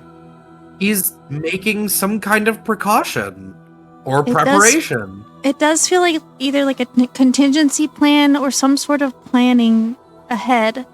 Like he expects something big to happen. Maybe not tomorrow, but in the near future. It doesn't. I agree with Saoirse. It doesn't feel like he wanted to kill him right this second, but something's gonna trigger it. And he wanted maybe to confirm that you could? My theory is that he either needs to die to get out of something, or that he is worried that he will get into something, or that someone has a loop on him, or a deal with him, or he made a deal with somebody else that he either doesn't want to pay up for, or someone is going to influence him and force him to do something he doesn't want to do. That's the only reason why I could think to make such a contingency, is to get out of doing something that he doesn't want to do, or knowing that someone's going to make him do something he doesn't want to do. Something like that. The biggest thing for me in this is that he brought up the souls, but the souls don't directly correlate to any of us. He brought up the soul of my dad. He brought up the soul of the old man getting rebirth.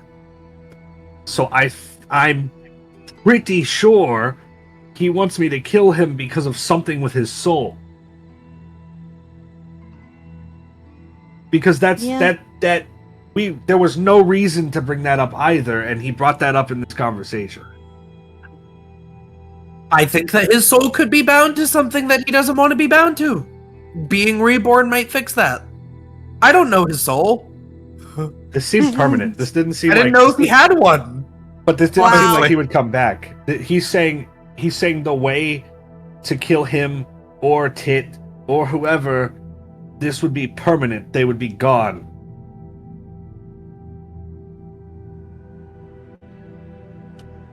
Well, I'm not saying he doesn't have a plan.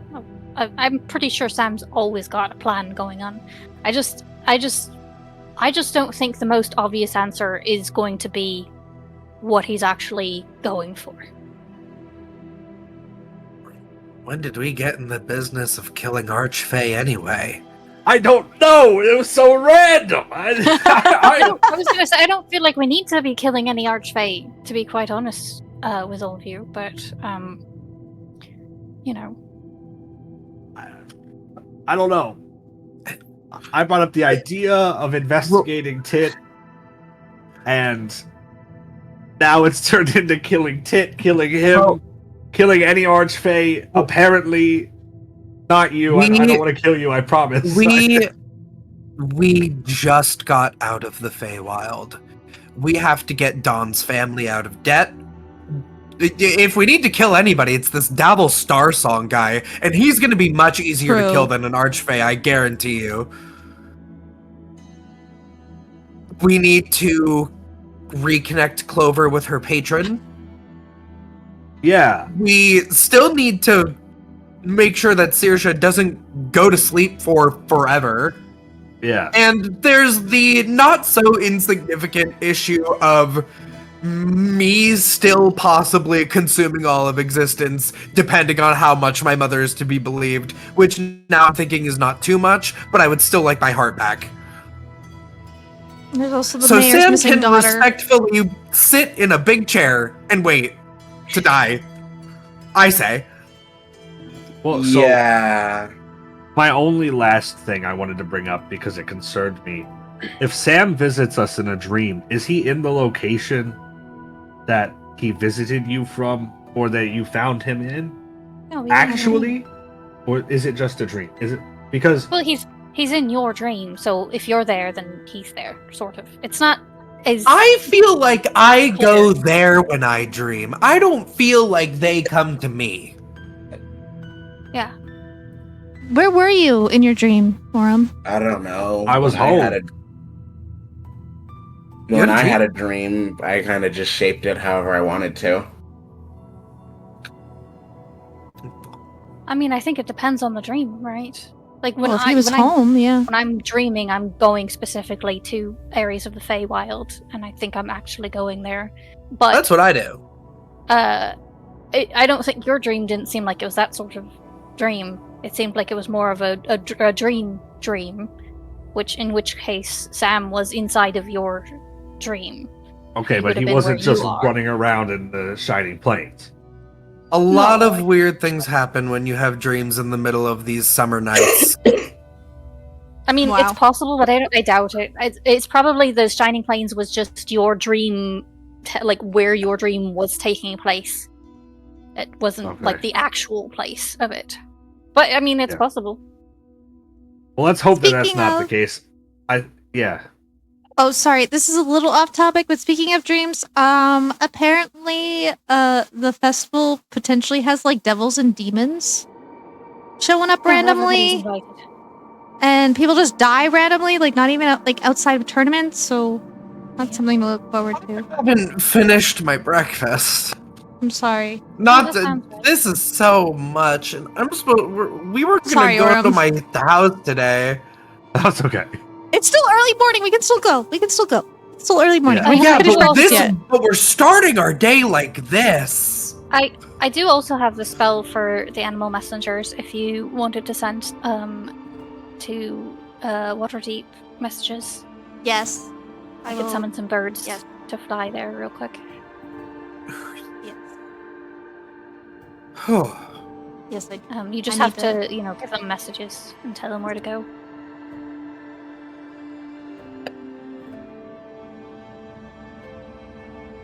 I don't know Then anyone let's in go to particular. your old house. I mean, we don't need to rush. You go. What else do we have to do today?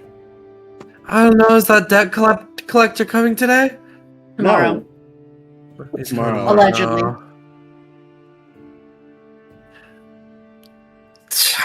I don't know. I mean, maybe we should really look into these like demons. Maybe we need to go to the hells. No, Why? we'll go to my house. I think Go I'm there. No, That we'll one. go to my house. It's just it feels like my mother is there. I would hope not, because she sounds really, really strong. And so we've come to yeah, she is strong. She's super powerful. But you have to go there, right? Yes. So let's go. And then if she's there and she's super strong, we can run away.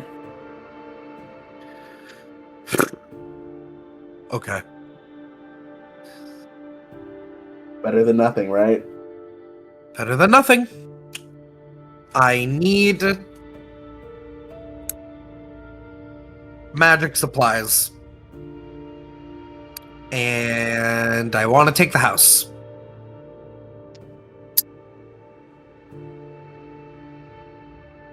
All right. Dawn, can I borrow you for just a moment? Oh, No, it's not about that.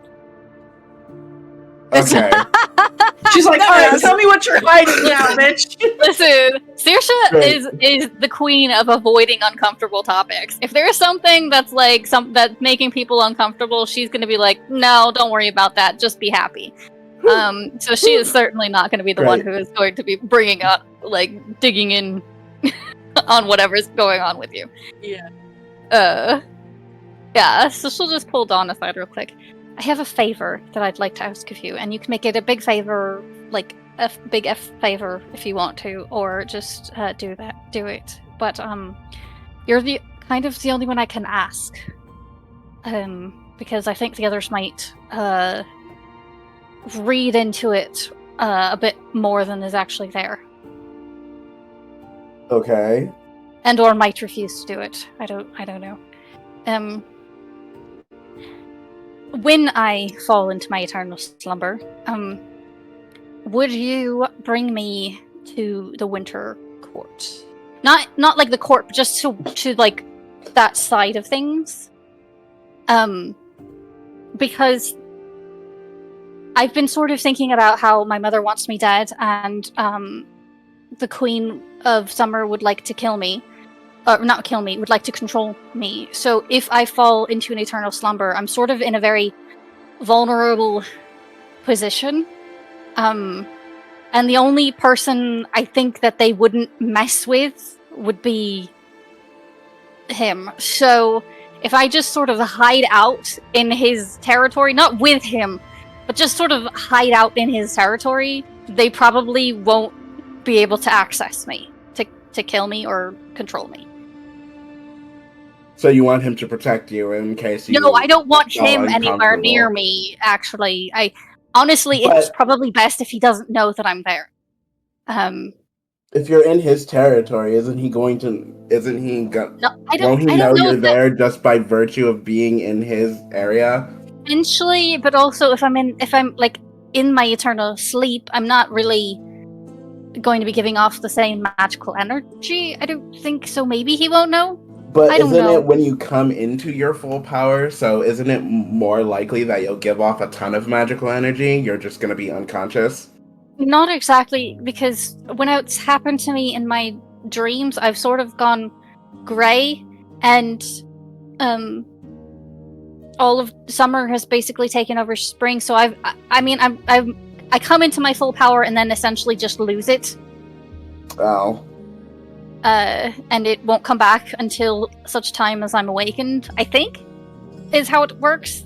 At least that's how it seems to be working. We'll run off that assumption. I Yeah. still believe... Alright. I won't say too much. He's not a factor except in that my mother will fear him, and his mother is probably not going to want to deal with him. So you're using his complicated political status to protect you, not him. Right, exactly. See, I knew you would understand. The others would be like all over this as like, oh, that's romantic. It's not. Okay, it's a political move. Right. It sounds like a book trope to me. Right. Right. And I figured you would understand because you don't think that way. You think in like ways of people who don't do things like that. What does that mean? Like you're not sitting here pretending I'm in love with the Frost Prince the way that the others are. Because you're more focused on like the practical things. I feel like love in your case is really practical. I'm not gonna lie, well, but yeah, I mean, true love is, but the thing is, like, the way that true love works, from what I am now learning, is that it doesn't necessarily have to even be actual romantic love. It can be truly anything. So I could just grab somebody off the street and say, "Hey, will you be my true love?" And they can be my true love, and we can still hate each other. So I don't think that's necessarily what it means by true love. Doesn't necessarily have to be someone you love. Well, that's what Zybilma sort of told me, was like, basically my soul has to be bonded to someone, but it doesn't have to be love necessarily, because true love can go fucked up and people hate each other as well. So, you know, I'm definitely super excited about the idea of not actually having anything that I was supposed to, or thought that I was supposed to have. But that's beside the point. The point is, I feel like I can trust you to do that and bring me there, so that hopefully, you know, by the time Sam finds someone to be my true love, I will still be both alive and accessible in a way that I wouldn't be if Titania got a hold of me. So. What if he decides to use you for political gain? What if who? Well, he's not going to know I'm there. Remember, that's the goal, is that he doesn't know I'm there. Okay. Yes. In the scenario that he doesn't know that you're there, right. Which is unlikely. If he knows that I'm there, he's going to be unhappy about it, and he's probably going to just tell you to remove me, in which case, I guess, find another plan. I guess I could be here, in the material plane. That would make me fairly inaccessible. Would you be open, if he's not hostile, to letting him attempt a true love's kiss on you just to see? No, well, I have to ask, in this because I need to cover all of the bases of your plan. So I have to go over the scenario in which he does, in fact, know that you're there because you are in his domain.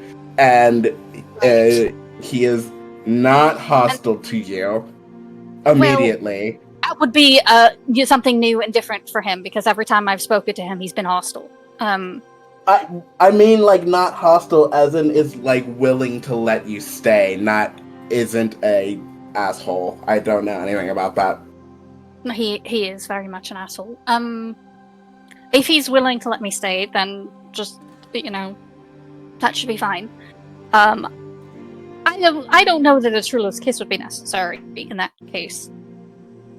Sam has already sworn to continue looking for my true love after I fall asleep, so I don't think we need to get that desperate. That so we just don't start let having him everybody try to kiss true me. love kiss you. I mean, listen, if you have reason to think it'll work, I guess, but I don't know why that would be true. So I'm just asking you. I'm asking you that if you were unconscious in his domain. If I have fallen asleep for eternity, you can let whoever wants to try to be my true love's kiss do it. Get the parade going. There's the consent we needed. Like, I don't care. Like, we got the consent. Literally, whoever can wake me, I am content to be awoken. Just as long as they understand that it's not like a binding sort of thing. Gotcha. Let's hope that doesn't happen, because I do feel uncomfortable running a kiss train on your unconscious body. I mean, I would prefer that not to be the case as well. So maybe we just give it some time and see if Sam can actually find a person who is reasonably, might be my true love before. I will definitely give it some time. Random people in the room. I won't give it too much time, because unlike you, I don't live forever. Yeah. So I'll give it, maybe a few years. Yeah, that would be good.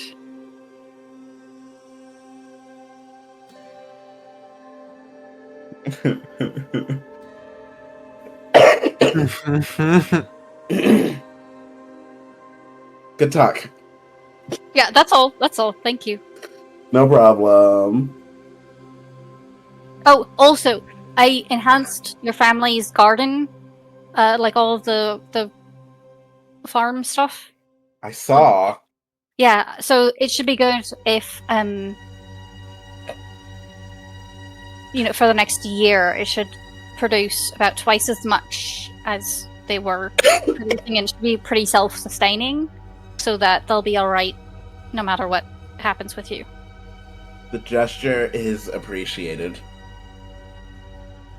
I've been trying to think of what to get you, and I couldn't figure out what it is that you like, because I think you're still trying to figure out what it is that you actually like. I kind of am.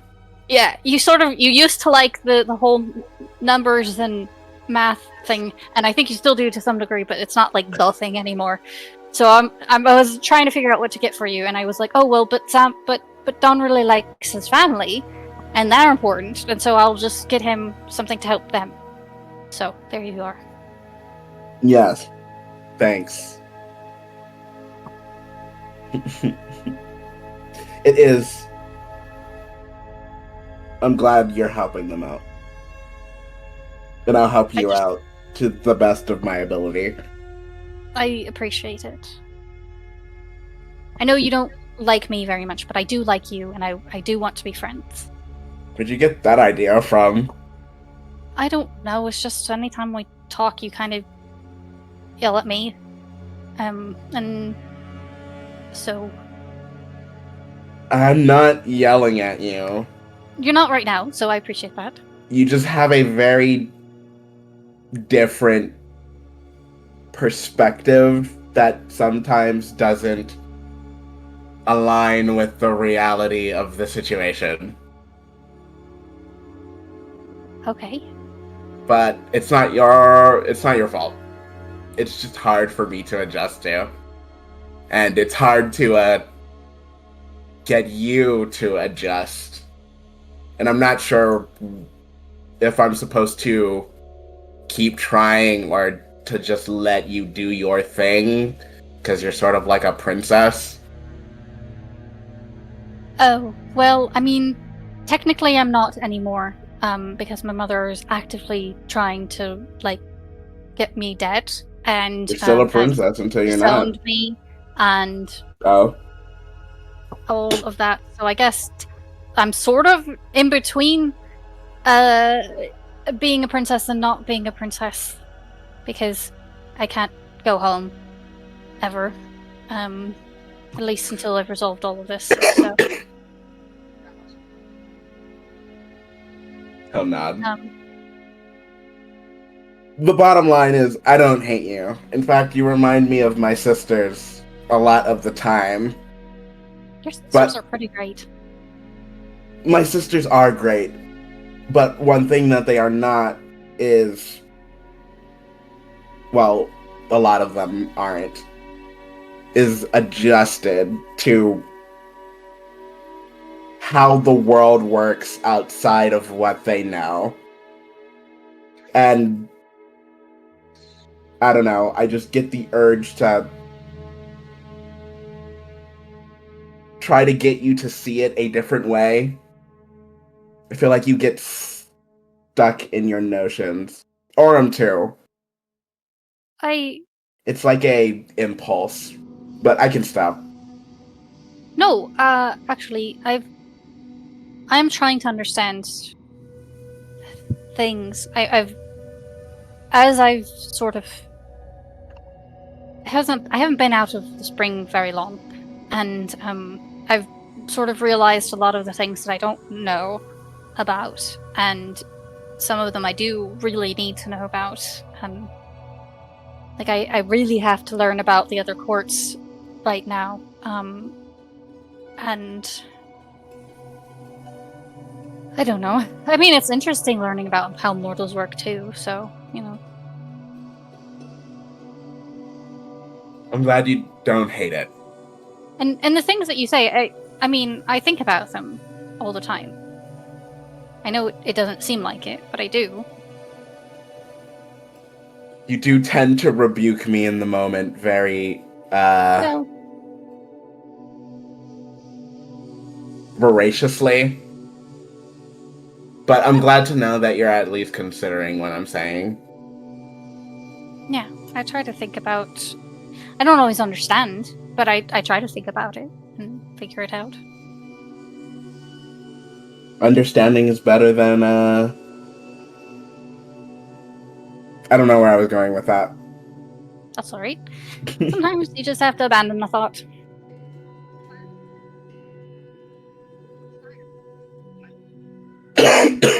That's it. That's all Saoirse wanted to say.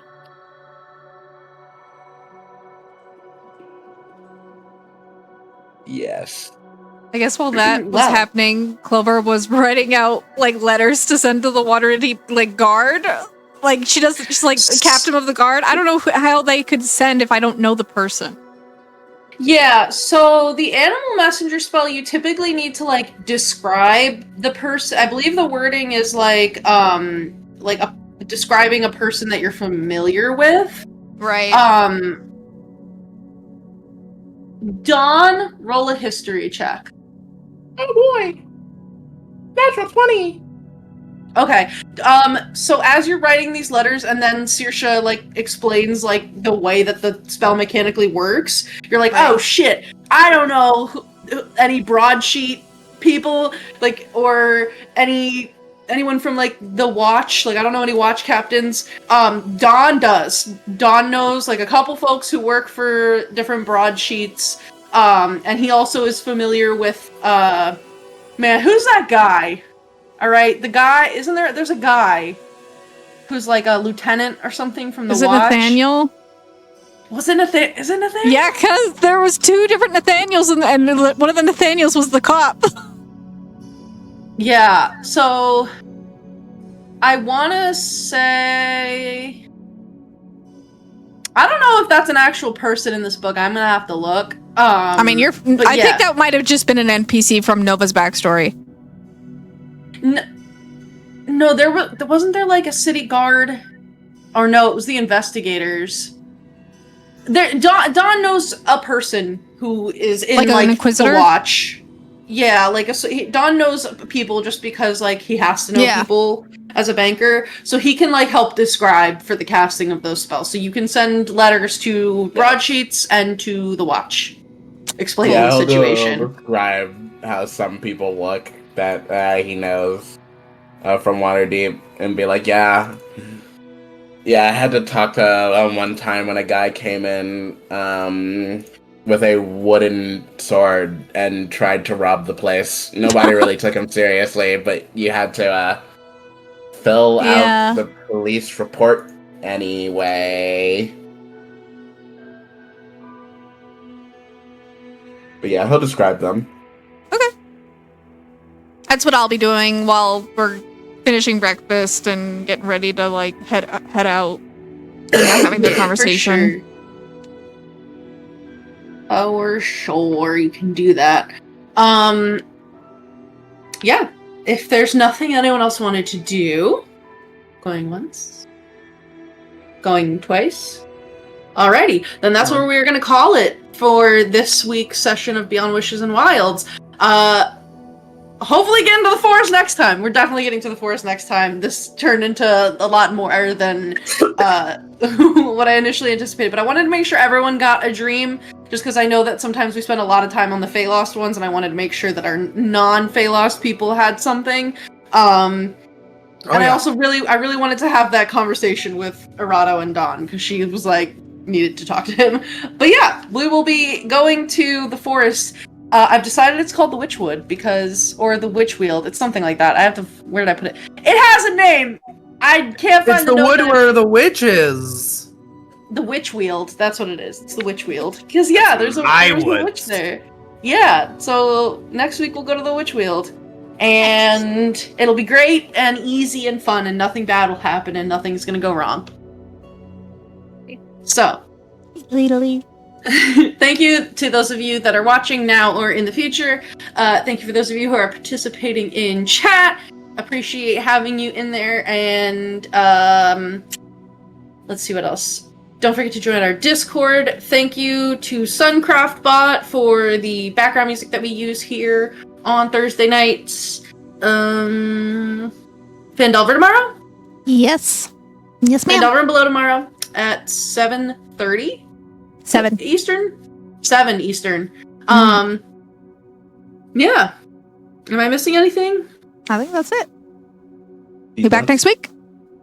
Damn, that's crazy, Graph. Yeah, so we'll be back next week, and the next time you are trying to figure out what an Archfey is telling you when they're being, like, weirdly cryptic, but also extremely direct.